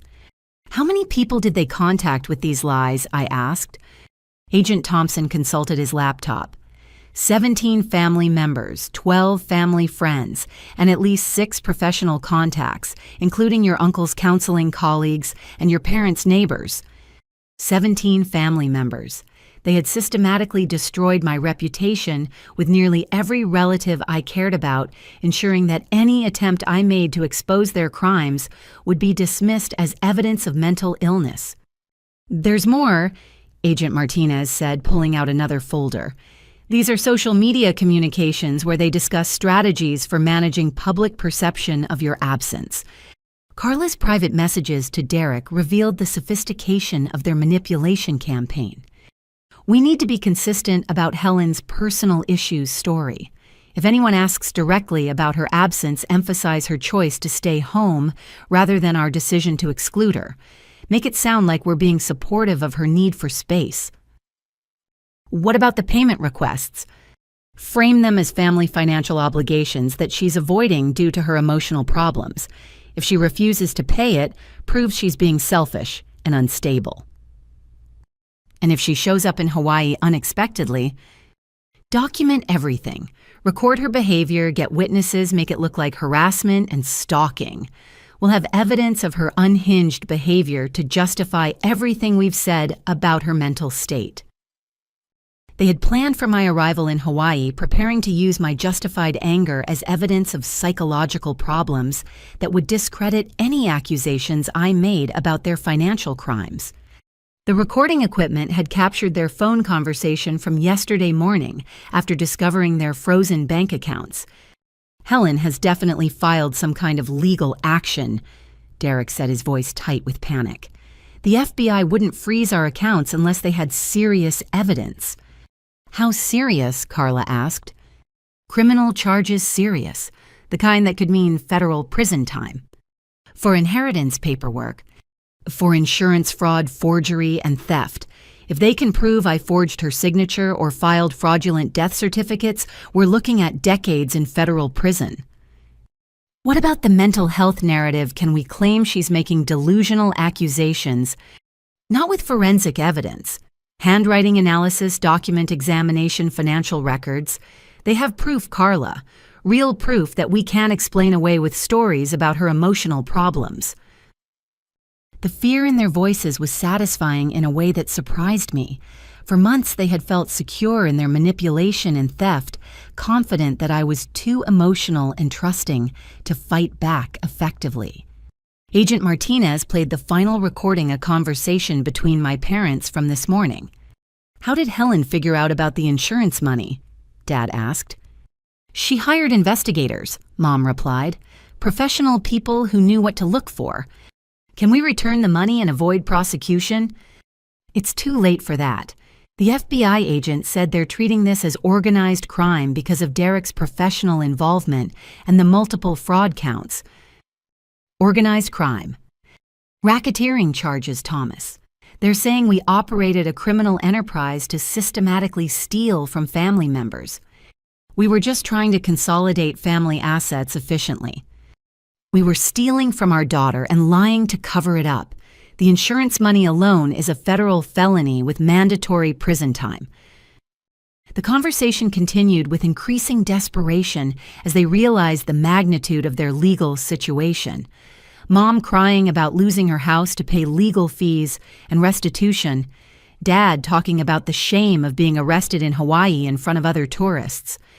Do you want to see the video footage from their arrests? Agent Thompson asked.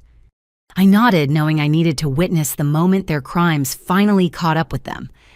The first video showed Derek being handcuffed in the hotel lobby, while other guests recorded the scene with their phones.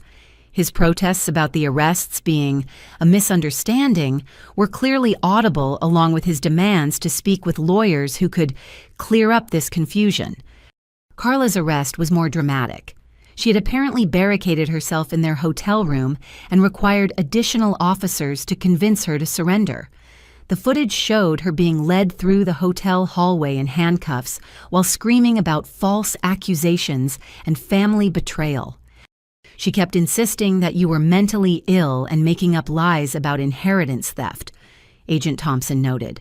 Even when confronted with forensic evidence, she maintained that the whole investigation was based on delusional accusations. My parents' arrests were quieter, but equally devastating. Dad maintained dignified silence while being processed, but Mom broke down completely when she realized that their crimes were being filmed by other resort guests. The videos have already been shared on social media, Agent Martinez informed me. Your family's arrests are becoming viral content, with thousands of people commenting about inheritance fraud and family financial abuse. The public humiliation was an unexpected bonus. Their crimes were being exposed not just to law enforcement and family members, but to complete strangers who were sharing their story as an example of justice being served. What about the other victims of Derek's insurance fraud? We've contacted them all. 12 families who lost inheritance money, insurance benefits, or property assets due to Derek's document manipulation. They're forming a class action lawsuit that will ensure he never works in insurance again. 12 other families. My decision to fight back had exposed a criminal enterprise that had been operating for years, stealing from people during their most vulnerable moments of grief and loss. Agent Thompson closed his laptop and began organizing the evidence files. Ms. Parker, your case has become a model for how family financial abuse should be investigated and prosecuted. The FBI is using your documentation methods to train agents who handle similar cases. The conference room door opened and Agent Martinez's supervisor entered carrying additional paperwork that would finalize the legal proceedings. Ms. Parker, he said formally, on behalf of the Federal Bureau of Investigation, I want to thank you for your courage in exposing this criminal enterprise. Your willingness to pursue justice despite family pressure has prevented countless other families from being victimized by the same criminals. As I signed the final victim impact statements, I reflected on how completely the situation had reversed. This morning, my family had been confident criminals enjoying a vacation funded by stolen money. Tonight, they were federal prisoners facing decades in jail while their crimes became international news. The surprise I had promised them had exceeded even my expectations, delivering justice on a scale that would change their lives forever. Tomorrow would bring even more revelations as the FBI investigation expanded to encompass Derek's other victims and the full scope of their financial crimes. The Hotel Business Center had become my command post for monitoring the digital aftermath of my family's arrests. Videos of Derek being handcuffed in the resort lobby had gone viral on TikTok, Instagram, and Twitter, with millions of views and thousands of comments from people sharing their own stories of family financial abuse. Family Fraud Hawaii Arrest was trending on 3 different platforms, with news outlets picking up the story and legal experts offering commentary about inheritance crimes and insurance fraud. The hashtag Justice for Helen had appeared organically, with strangers rallying around my story as an example of fighting back against family manipulation. Sarah called me from Phoenix with updates that were almost too good to believe. Helen, the media attention is working in our favor beyond anything we could have planned. Derek's insurance company has fired him and is cooperating fully with federal investigators to avoid criminal liability for his actions. What about the other victims? They're coming forward in droves. The FBI has opened investigations into 17 additional cases of suspected insurance fraud, all connected to Derek's manipulation of beneficiary documents and inheritance claims. I scrolled through social media comments while Sarah talked, reading messages from people around the world who were inspired by my decision to pursue justice against family members. Many shared similar stories of inheritance theft, financial manipulation, and gaslighting by relatives who claimed to love them. One comment particularly stood out. My sister stole my father's life insurance money and told everyone I was too emotional to handle inheritance responsibilities. Seeing Helen fight back gives me hope that I can get justice too. The viral attention was transforming my personal case into a broader movement, encouraging victims of family financial abuse to speak up and seek legal recourse. Criminal justice advocates were sharing resources for people dealing with similar situations, and lawyers specializing in inheritance fraud were reporting increased calls from potential clients. The best part, Sarah continued, is that your family's lies about your mental health are being completely demolished by public opinion. People can see the evidence for themselves and recognize who the real criminals are. She was right. The contrast between my composed, well-documented legal case and their desperate lies about my psychological state was stark enough that even casual observers could identify the manipulation tactics they had used. My phone buzzed with a call from Jessica, who had apparently been following the social media coverage from Colorado. "Helen, I am so proud of you for fighting back," she said immediately upon my answering. "I've been reading about the arrests online, and I'm horrified by what they did to you. How much do you know?" "Everything. The inheritance theft, the insurance fraud, the fake death certificate. It's all over the news now. Legal experts are calling it one of the most sophisticated family fraud cases they've seen."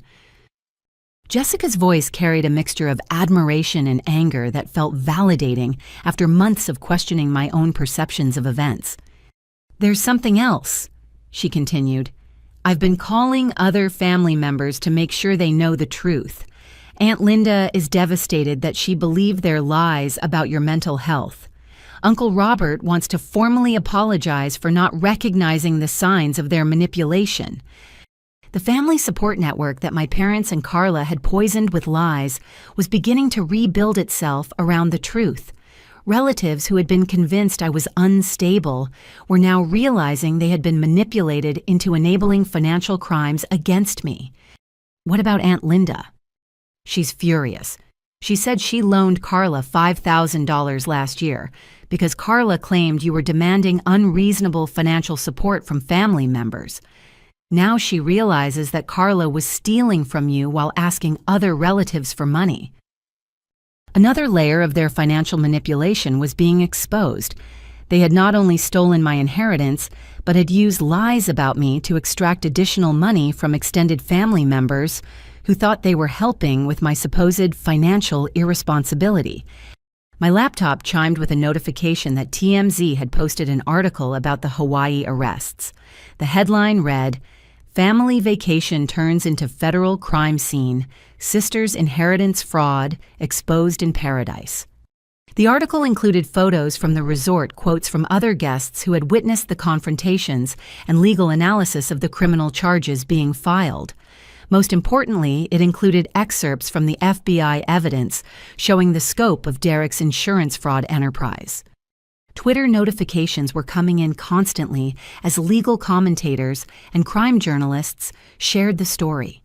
A thread by a prominent inheritance lawyer had been retweeted thousands of times, explaining how families can protect themselves from similar fraud and encouraging people to review their own estate documents for signs of manipulation. This case is becoming a teaching moment for the entire legal community. Sarah observed during our afternoon check-in call. Law schools are already asking for permission to use your documentation methods in courses about family financial crimes. The educational value of my case was something I hadn't anticipated. By fighting back so thoroughly and documenting everything so carefully, I had created a blueprint that other victims could follow when pursuing justice against family members who had stolen from them. But the most satisfying aspect of the social media coverage was watching my family's carefully constructed lies collapse under public scrutiny. Their narrative about my mental health problems and unreasonable demands looked increasingly ridiculous as evidence of their crimes became public knowledge. A prominent psychiatrist had posted a Twitter thread analyzing the psychological tactics used in family financial abuse cases, specifically referencing my situation. Gaslighting victims by claiming they have mental health issues is a common strategy for covering up financial crimes. The perpetrators project their own guilt by claiming the victim is delusional or paranoid. The thread had been shared by thousands of mental health professionals, creating a public discourse about how psychological manipulation is used to enable financial abuse within families. Instagram stories from other resort guests were providing additional documentation of the arrests and my family's behavior during their final days in Hawaii. Videos showed them arguing with hotel staff about payment issues, making frantic phone calls to lawyers and banks, and ultimately being led away in handcuffs while other tourists recorded everything. One particularly viral video showed Carla screaming at federal agents about false accusations while being loaded into a police vehicle. The audio was clear enough to hear her claiming that I was mentally ill and making up lies about inheritance money, even as evidence of her crimes was being read to her during the arrest. The disconnect between her claims and the documented evidence was so obvious that internet commenters were using the video as an example of how criminals rationalize their behavior even when caught red-handed. My phone rang with a call from a producer at a major television news magazine show. They wanted to interview me about family financial abuse and my decision to pursue federal charges against my immediate family. "We think your story could help other victims recognize similar patterns in their own families," the producer explained.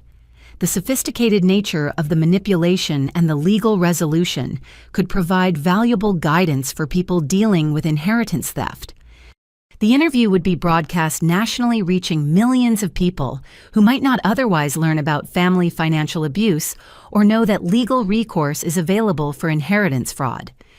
As evening approached in Hawaii, I sat on my suite balcony, reading messages of support from strangers around the world who had been inspired by my decision to fight back against family crime.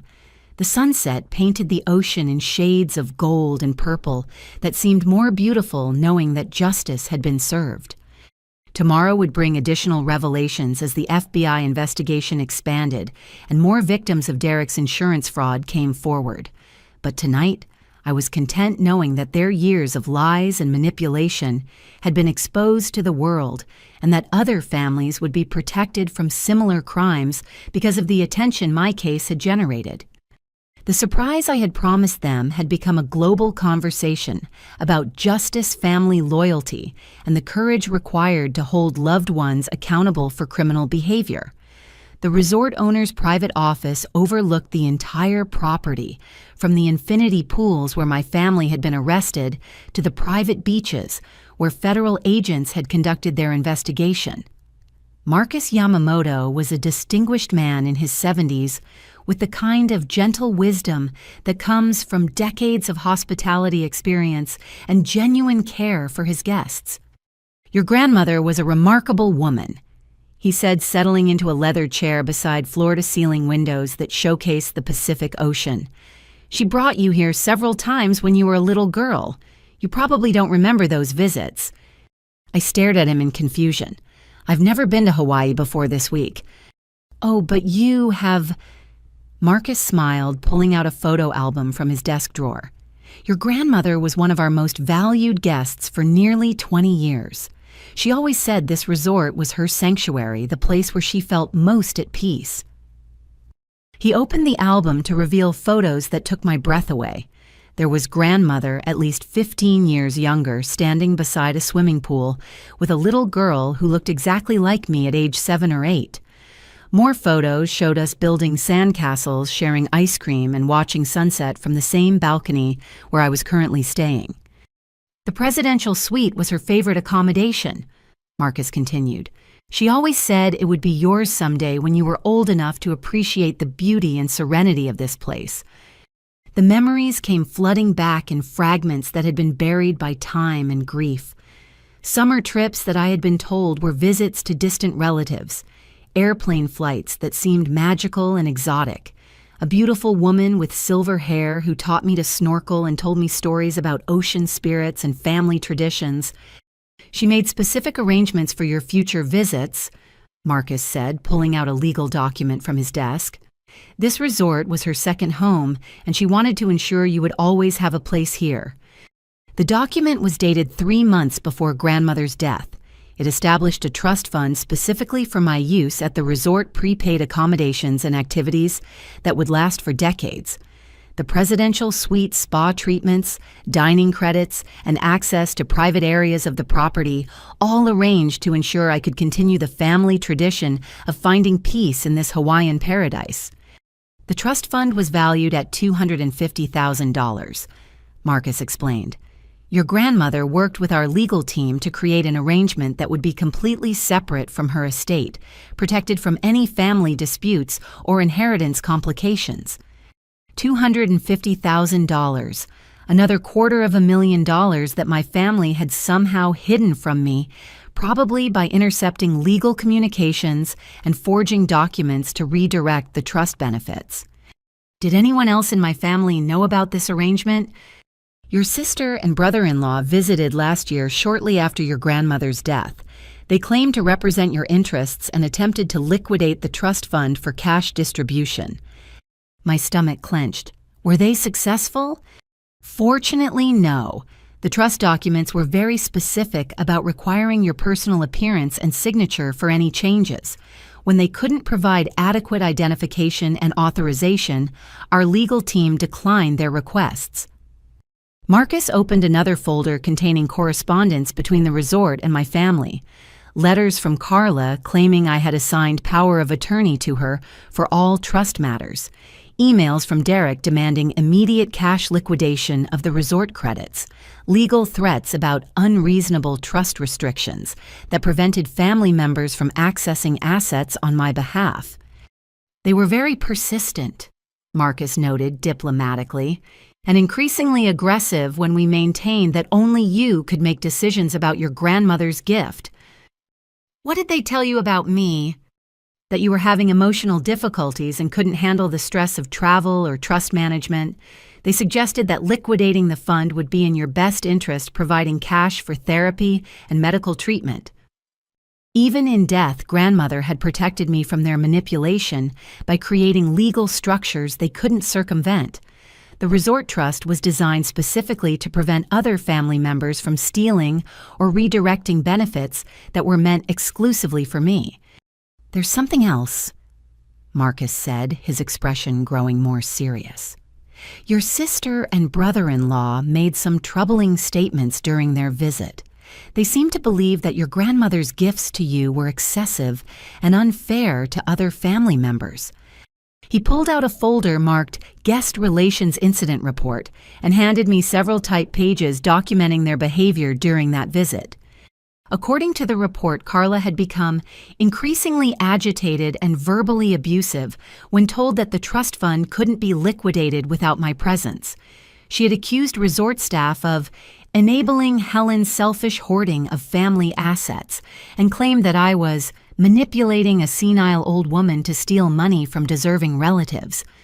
Derek had threatened legal action against the resort for discriminatory trust administration and demanded to speak with ownership about correcting the inappropriate distribution of estate assets. The incident had become serious enough that resort security was called to escort them from the property after Carla began shouting accusations about my mental health and demanding that staff contact me directly to expose Helen's lies about wanting to honor grandmother's memory. "We actually did try to contact you," Marcus admitted, "multiple times over the past year, but the contact information your family provided led to disconnected numbers and returned mail. They gave you fake contact information." "It appears so. Phone numbers that went to voicemail boxes claiming to be your number, but the voice was clearly your sister's. A mailing address that turned out to be a post office box registered under Derek's business name. They had intercepted my grandmother's final gift, preventing me from even learning about the resort trust, while attempting to steal those assets just as they had stolen everything else from her estate." Marcus reached for his phone and dialed an internal extension. "Patricia, could you please bring the Grandmother Parker memorial items from the vault?" Within minutes, Patricia appeared carrying a wooden box inlaid with Hawaiian designs that looked like a family heirloom. Marcus opened it carefully, revealing contents that made my eyes fill with tears.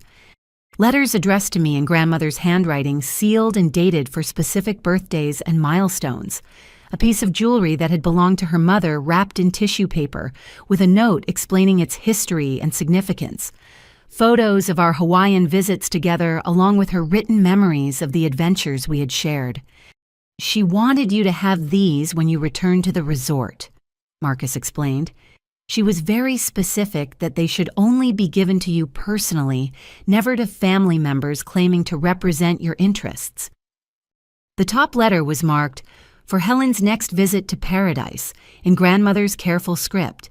Inside, her words revealed the depth of her love and concern for my future. "My dearest Helen, if you're reading this, then you've returned to our special place and discovered the arrangements I've made for your comfort and happiness. I chose this resort as your sanctuary because I knew there would come a time when you needed a refuge from family complications and life's difficulties.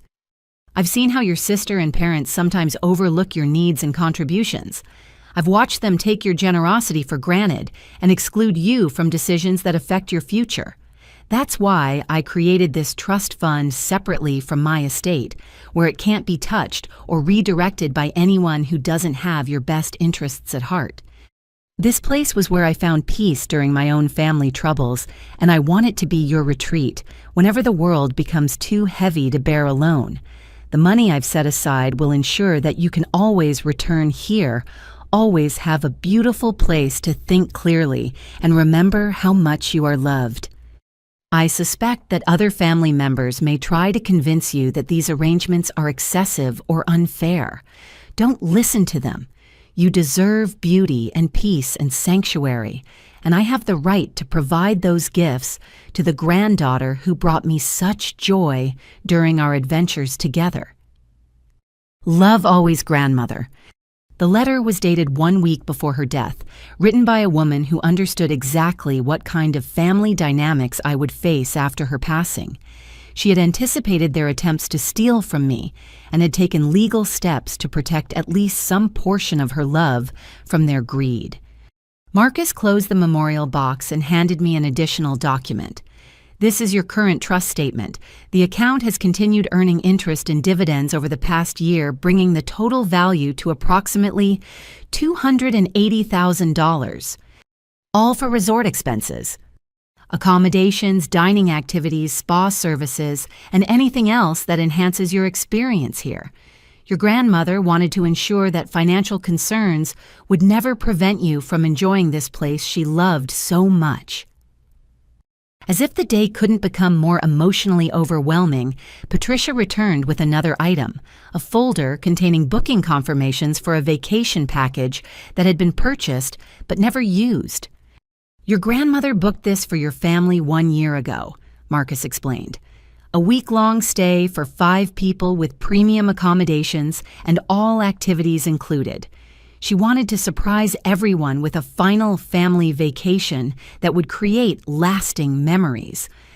The booking confirmations were dated 6 months before grandmother's death, prepaid in full with detailed notes about everyone's preferences and special requests. She had planned a reunion vacation for her entire family, using her own money to bring everyone together in the paradise she loved. What happened to those reservations? No one claimed them. After your grandmother's death, we waited for the family to contact us about the arrangements, but no one ever called to confirm or modify the bookings. My family had ignored or hidden grandmother's final gift of a family vacation, just as they had stolen every other asset she had intended for my benefit. Even her dreams of bringing us together had been discarded in favor of their own manipulative plans and financial theft. The reservations are still valid, Marcus added. Your grandmother's booking included flexible dates, so the vacation package remains available whenever you choose to honor her intentions.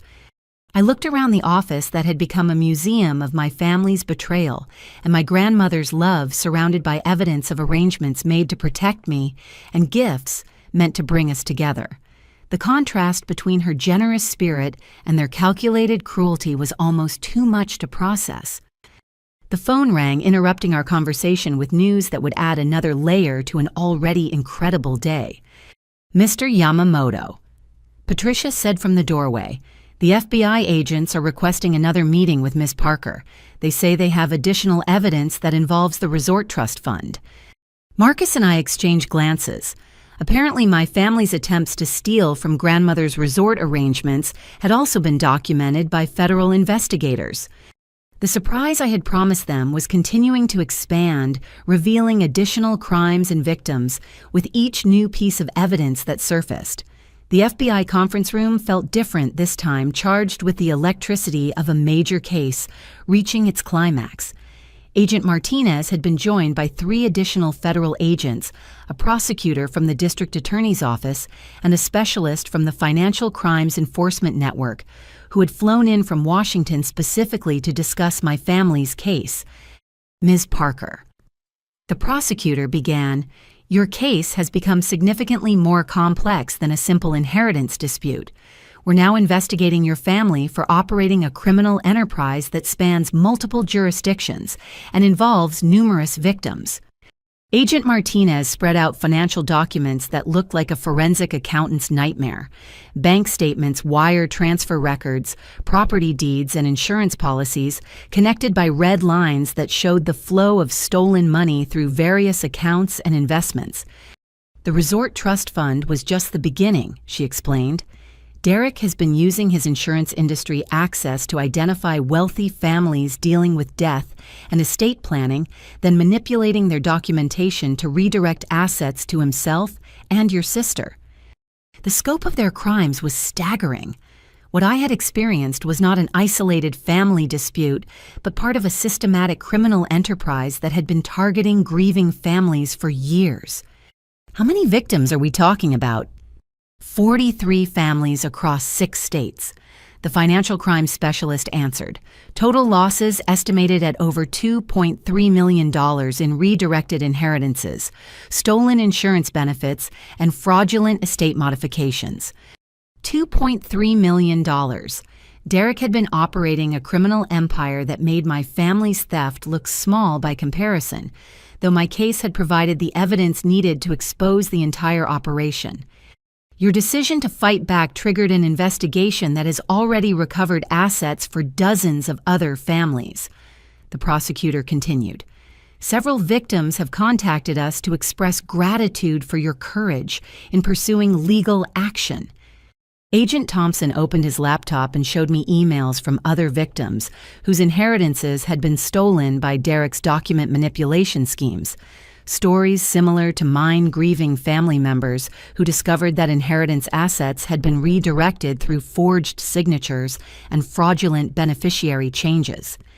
The pattern is identical across all cases, Agent Martinez noted. Derek identifies families dealing with death and estate distribution, uses his professional access to manipulate documentation, then covers the theft by claiming the victims are emotionally unstable or financially irresponsible. What about Carla and my parents? Co-conspirators in the larger enterprise.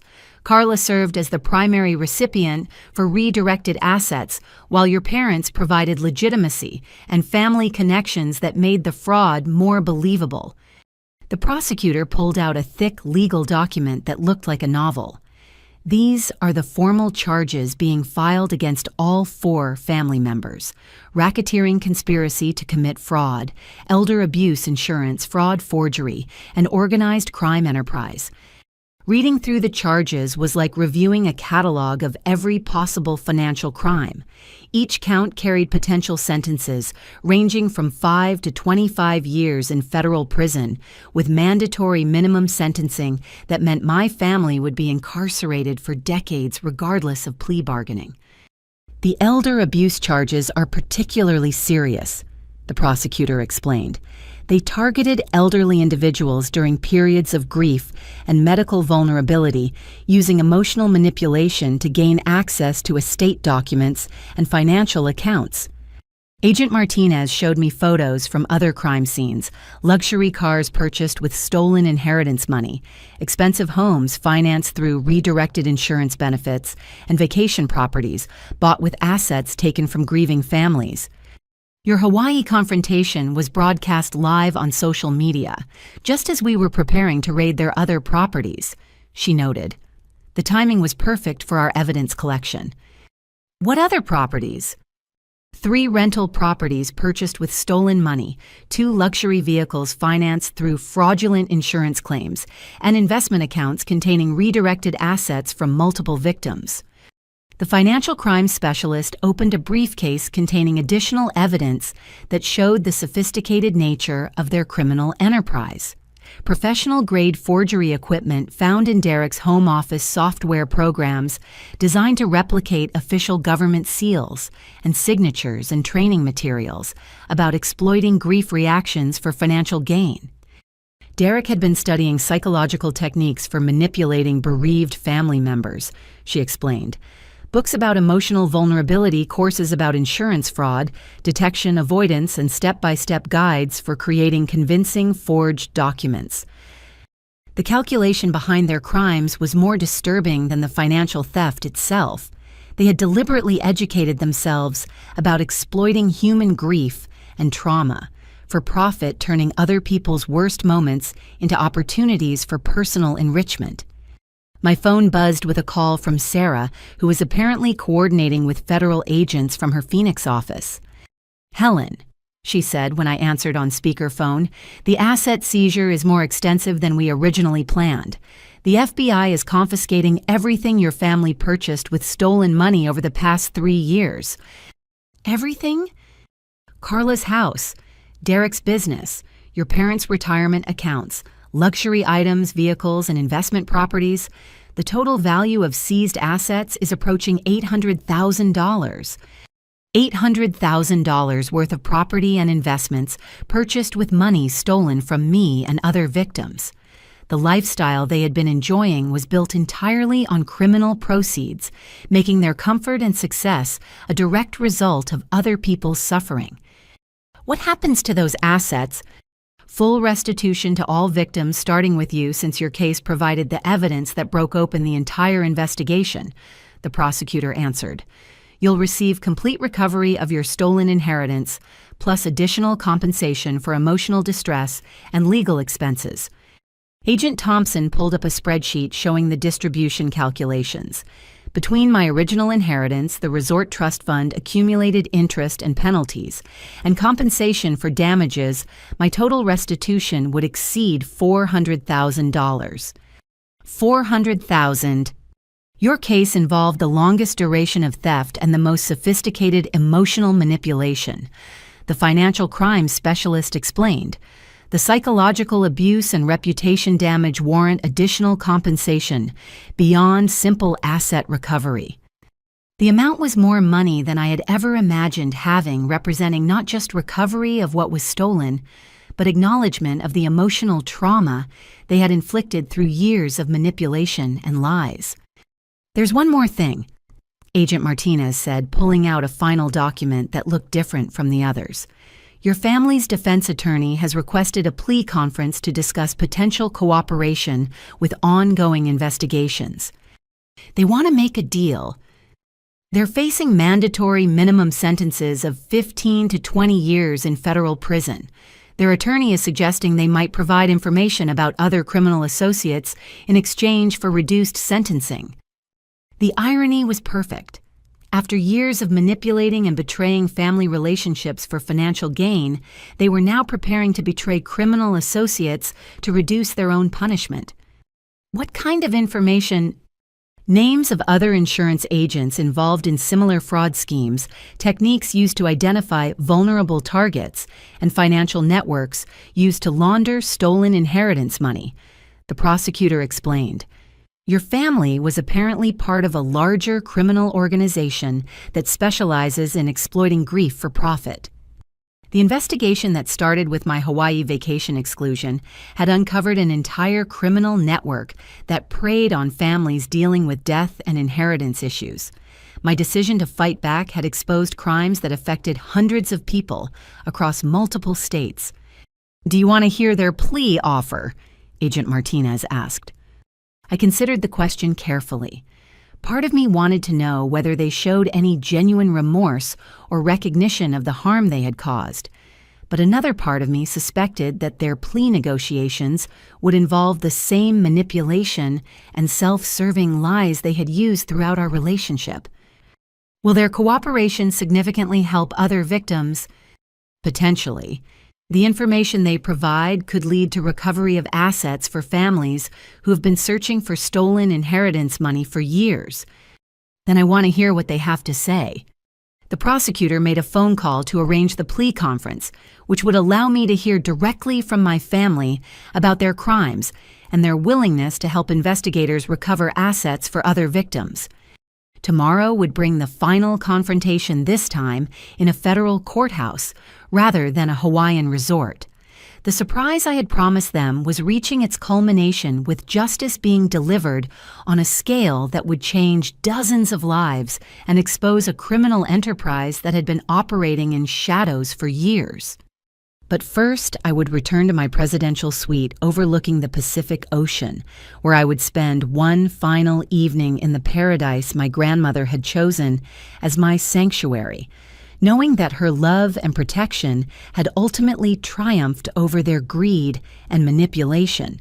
The federal courthouse in Honolulu was a modern building that commanded respect with its clean lines and American flags fluttering in the tropical breeze. I sat in a conference room designed for high-stakes legal negotiations surrounded by federal agents, prosecutors, and victim advocates who had assembled to hear my family's plea allocution and cooperation offer. Through the conference room windows, I could see news vans from major television networks parked outside. My case had become a national story about family financial abuse, inspiring legislation and legal reforms to protect inheritance rights and prevent elder abuse in estate planning. "Before we bring in the defendants," the prosecutor explained, "I want you to understand that they may attempt emotional manipulation during their statements. Criminals often use family relationships and expressions of love to minimize accountability for their crimes." Agent Martinez nodded in agreement. We've seen this pattern in dozens of white-collar family crime cases. The perpetrators claim they were trying to help or protect family members, even when confronted with clear evidence of calculated theft and fraud. The door opened and my family entered in orange jail uniforms and restraints, looking nothing like the confident criminals who had excluded me from Hawaii, while demanding payment for stolen vacation expenses. The physical transformation was striking, but their expression still carried hints of the entitlement and manipulation that had defined our relationship for years. Derek spoke first, his voice carrying the rehearsed tone of someone who had been coached by defense attorneys on optimal sentencing presentations. "Helen, I want you to know that everything we did was intended to consolidate family assets for everyone's benefit," he began. "The insurance and inheritance paperwork was complicated, and we were trying to simplify the distribution process." The lie was so audacious that several federal agents exchanged glances. Derek was characterizing sophisticated forgery and systematic theft as family financial planning, maintaining the same manipulation tactics that had enabled years of criminal behavior. "The death certificate paperwork was a mistake in processing," he continued. "I never intended to file fraudulent documentation, and I certainly never meant to cause you emotional harm." Agent Thompson slid a folder across the table containing recordings of Derek's phone conversations, where he explicitly discussed forging my signature and filing false death certificates to steal my insurance benefits. The contrast between his current claims and his documented criminal planning was stark enough to make his defense attorney cringe with embarrassment. Carla spoke next, her voice trembling with what appeared to be genuine emotion, but carried undertones of the same self-serving manipulation she had always used. "Helen, I love you so much, and I never wanted to hurt our family relationship," she said, tears streaming down her face. "The Hawaii vacation was supposed to be a surprise for you, but the planning got complicated, and we made poor decisions about communication." The revision of history was breathtaking.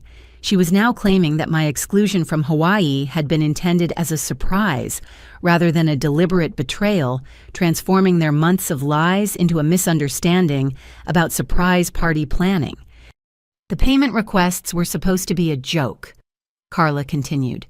"We thought you would find it funny that we were asking you to contribute to a vacation you were going to be surprised with." The prosecutor showed her printouts of her social media posts, celebrating my exclusion text messages, coordinating lies about my mental health, and recorded phone conversations where she discussed billing me for vacation expenses to add financial pressure during emotional trauma. The evidence demolished her claims about surprise planning and joke payment requests. Mom's statement was the most emotionally difficult to hear, combining genuine maternal love with continued attempts to manipulate and minimize their criminal behavior. "Helen, sweetheart, you have to understand that we were worried about your financial future," she said in the tone she had used to comfort me during childhood illnesses. "Grandmother's estate was so complicated, and we thought consolidating everything under Carla's management would protect you from stress and responsibility." "By filing fraudulent death certificates claiming I was dead?" I asked directly. Mom's composure cracked. "We didn't know Derek was going to do that. We thought the insurance paperwork would be handled legally and properly." Agent Martinez showed her financial records proving that Mom had been receiving monthly payments from the rental property income that should have been shared with me.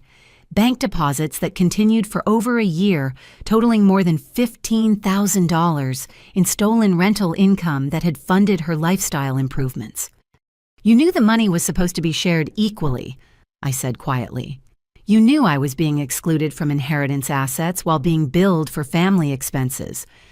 We were planning to include you once the legal complications were resolved," Mom replied desperately. "We just wanted to make sure everything was handled correctly before bringing you into the financial planning." Dad's statement was the most honest, perhaps because his lifetime of military service had instilled some respect for accountability and truth, even in the face of criminal consequences. "Helen, there's no excuse for what we did," he said, meeting my eyes directly for the first time since entering the conference room. "We made selfish choices that hurt you financially and emotionally. We betrayed your trust and violated our responsibilities as family members." His admission was more meaningful than the others' continued manipulation, suggesting some genuine recognition of the harm they had caused and the relationship damage that could never be fully repaired. "I know we can't undo the financial theft or the emotional abuse," Dad continued, "but we can provide information that helps other families recover stolen assets and prevents other criminals from using similar schemes." The prosecutor leaned forward with interest. "Tell us about the criminal network you were part of." Derek's defense attorney objected to the phrasing, but Derek himself began providing details about insurance agents, lawyers, and financial planners who had collaborated on inheritance fraud schemes targeting vulnerable families. "There are at least 12 other insurance agents using similar document forgery techniques," Derek admitted. "We shared information about targeting strategies, legal loopholes, and methods for avoiding detection."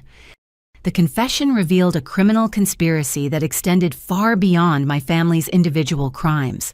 Professional networks that educated members about exploiting grief and manipulating legal documents for profit, operating across multiple states with sophisticated coordination and communication. "What about the psychological manipulation techniques?" Agent Martinez asked. Carla's defense attorney advised her not to answer, but she ignored the legal advice in favor of attempting to justify their behavior. "We research methods for managing family conflict during estate planning," she said carefully. "There are books and courses about helping family members accept difficult financial decisions. By claiming they have mental health problems and spreading lies to extended family," I asked. "By understanding emotional reactions and providing appropriate support during grief processing," she replied, maintaining the manipulation even while confessing to crimes. The session continued for 3 hours with my family, providing information about dozens of other victims' criminal associates and financial schemes that had operated for years without detection. Their cooperation would help investigators recover millions of dollars in stolen assets and prevent future crimes against vulnerable families. But their statements also revealed the depth of calculation behind their betrayal, showing how deliberately they had planned my financial destruction while maintaining the illusion of family love and support. As the plea conference concluded, the prosecutor announced the final sentencing recommendations: 15 years in federal prison, for Derek 12 years, for Carla 8 years for Dad, and 6 years for Mom, with mandatory restitution to all victims and permanent prohibition from working in financial services industries. The sentences reflect the sophisticated nature of the crimes and the number of victims affected, the prosecutor explained. But they also acknowledge the defendant's cooperation in exposing a larger criminal enterprise. My family would spend the next decade or more in federal prison, their comfortable lifestyle replaced by the consequences of their choices to prey on grief and manipulate family relationships for profit. As they were led away in restraints, I felt a complex mixture of satisfaction and sadness. Justice had been served, but the relationship betrayal would affect me for years, regardless of legal outcomes. The surprise I had promised them had delivered consequences beyond anything they had imagined when they excluded me from Hawaii while demanding payment for stolen vacation expenses. Tomorrow would begin a new chapter where I could rebuild my life with recovered assets and the knowledge that their criminal enterprise had been stopped before it could victimize additional families. But tonight, I would return to my grandmother's sanctuary resort, where her love and protection had provided the foundation for my fight against their betrayal. 6 months later, I stood on the balcony of my new home in Sedona, Arizona, watching the sunrise paint red rock formations in shades of gold and crimson that reminded me why I had chosen this peaceful place to rebuild my life. The house was modest but beautiful, purchased with restitution money that represented more than financial recovery. It symbolized justice, healing, and the triumph of truth over manipulation. The federal case had concluded with full convictions for all family members. Derek received 18 years in federal prison after additional insurance fraud charges were filed, based on evidence from other victims. Carla was sentenced to 14 years after pleading guilty to racketeering and elder abuse. Dad received 10 years while Mom got 7 years with the possibility of early release for continued cooperation with ongoing investigations. Their criminal enterprise had been completely dismantled with recovered assets totaling over $4.2 million, returned to 47 families across 8 states. The FBI had credited my decision to fight back as the catalyst that exposed the entire operation and prevented countless future crimes. But the most meaningful outcome wasn't the financial recovery or criminal convictions. It was the relationships I had rebuilt with extended family members who now understood the truth about years of manipulation and lies. Cousin Jessica had moved to Arizona and become one of my closest friends, sharing weekend adventures and family traditions that honored our grandmother's memory. Uncle Robert had formally apologized for believing lies about my mental health and now referred other families dealing with inheritance fraud to the legal resources we had used. Aunt Linda had recovered her $5,000 loan to Carla and donated it to a foundation I had established to help families pursue legal action against inheritance fraud. The foundation provided investigative services and legal support for victims who couldn't afford private attorneys or professional forensic analysis. The Hawaii resort had become my annual retreat, where I honored grandmother's memory by enjoying the sanctuary she had created and sharing its beauty with friends who appreciated both its natural splendor and its significance in my journey toward justice. Marcus Yamamoto had become a surrogate grandfather figure, sharing stories about grandmother's visits and her concerns about family dynamics that had proven remarkably prescient. The trust fund she had established continued generating resources for peaceful vacations and spiritual renewal. My marketing consultancy had grown into a successful business specializing in crisis communication and reputation recovery for families dealing with financial crimes. The skills I had developed during my own case translated into valuable services for other victims seeking to rebuild their lives after betrayal by relatives. The media attention from my case had led to speaking opportunities at conferences about family financial abuse, elder fraud prevention, and the importance of pursuing legal action despite emotional attachment to criminal family members. Law enforcement agencies used our case as a training example for investigating inheritance fraud and identifying psychological manipulation tactics. But the most surprising development had been the relationships with other crime victims who had reached out after seeing news coverage of my family's prosecution. A community of survivors who supported each other through healing processes and celebrated victories in cases where justice prevailed over family loyalty. Sarah Chen had become both a close friend and my legal advisor for the foundation work. Her expertise in family financial crimes was now supported by federal grants that helped her provide services to victims who couldn't afford private investigation and litigation. The foundation had already assisted 23 families in recovering stolen assets and prosecuting relatives who had committed inheritance fraud. Each case reinforced the lesson that criminals who prey on family relationships eventually face consequences for their choices. My phone buzzed with a text message from Jessica. "Are you ready for tomorrow's foundation board meeting? The new cases look promising for recovery." Tomorrow we would review applications from families seeking assistance with inheritance fraud investigations, many inspired by news coverage of my case to pursue legal action they had previously considered impossible or inappropriate. The board included Agent Martinez, who had retired from the FBI to work full-time on family financial crime prevention, a federal prosecutor who specialized in elder abuse cases, and several other crime victims who had successfully recovered assets from relatives who had stolen from them. But the most important board member was a woman named Margaret Chen, whose case had been solved using evidence techniques developed during my family's investigation. Her nephew had stolen over $600,000 from her late husband's estate using document forgery methods similar to Derek's schemes.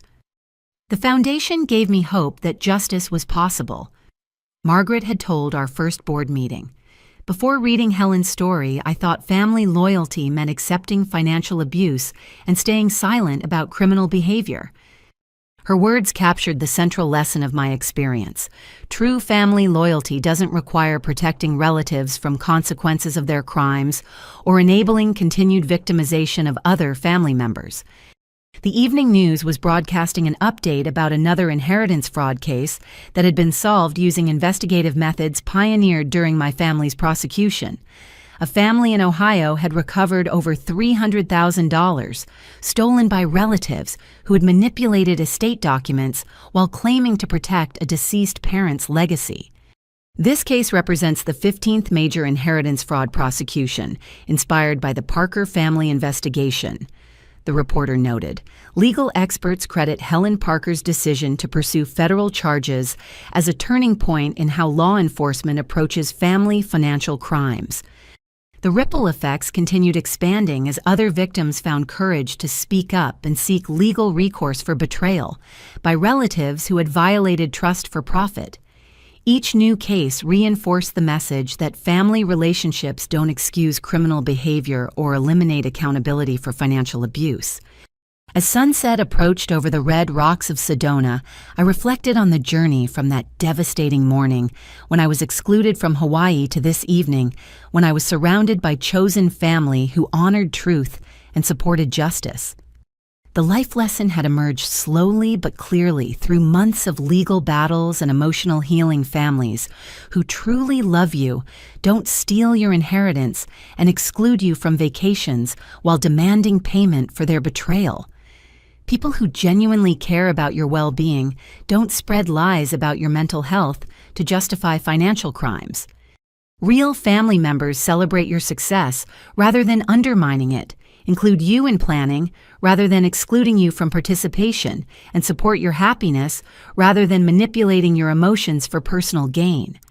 Sometimes the most loving thing you can do for family members who have become criminals is to hold them accountable for their choices, even when that accountability involves federal prosecution and prison sentences.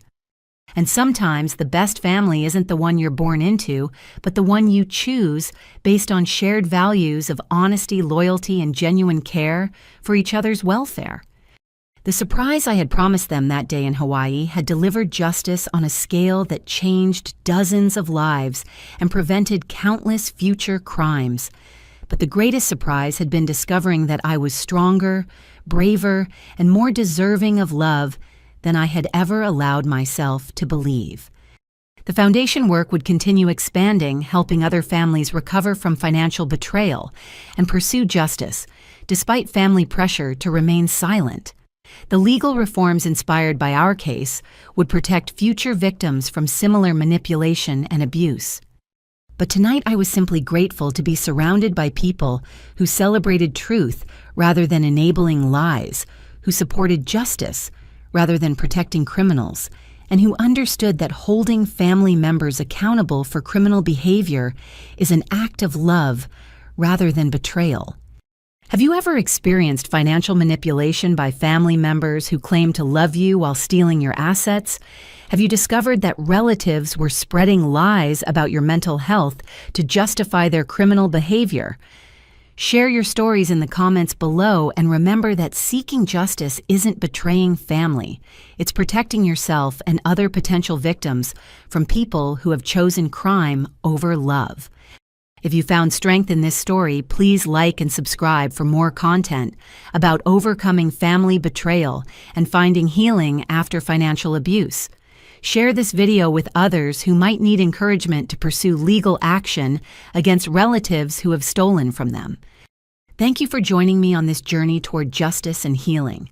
Remember that you deserve honest relationships, financial security, and family members who celebrate your success rather than undermining it for their own benefit.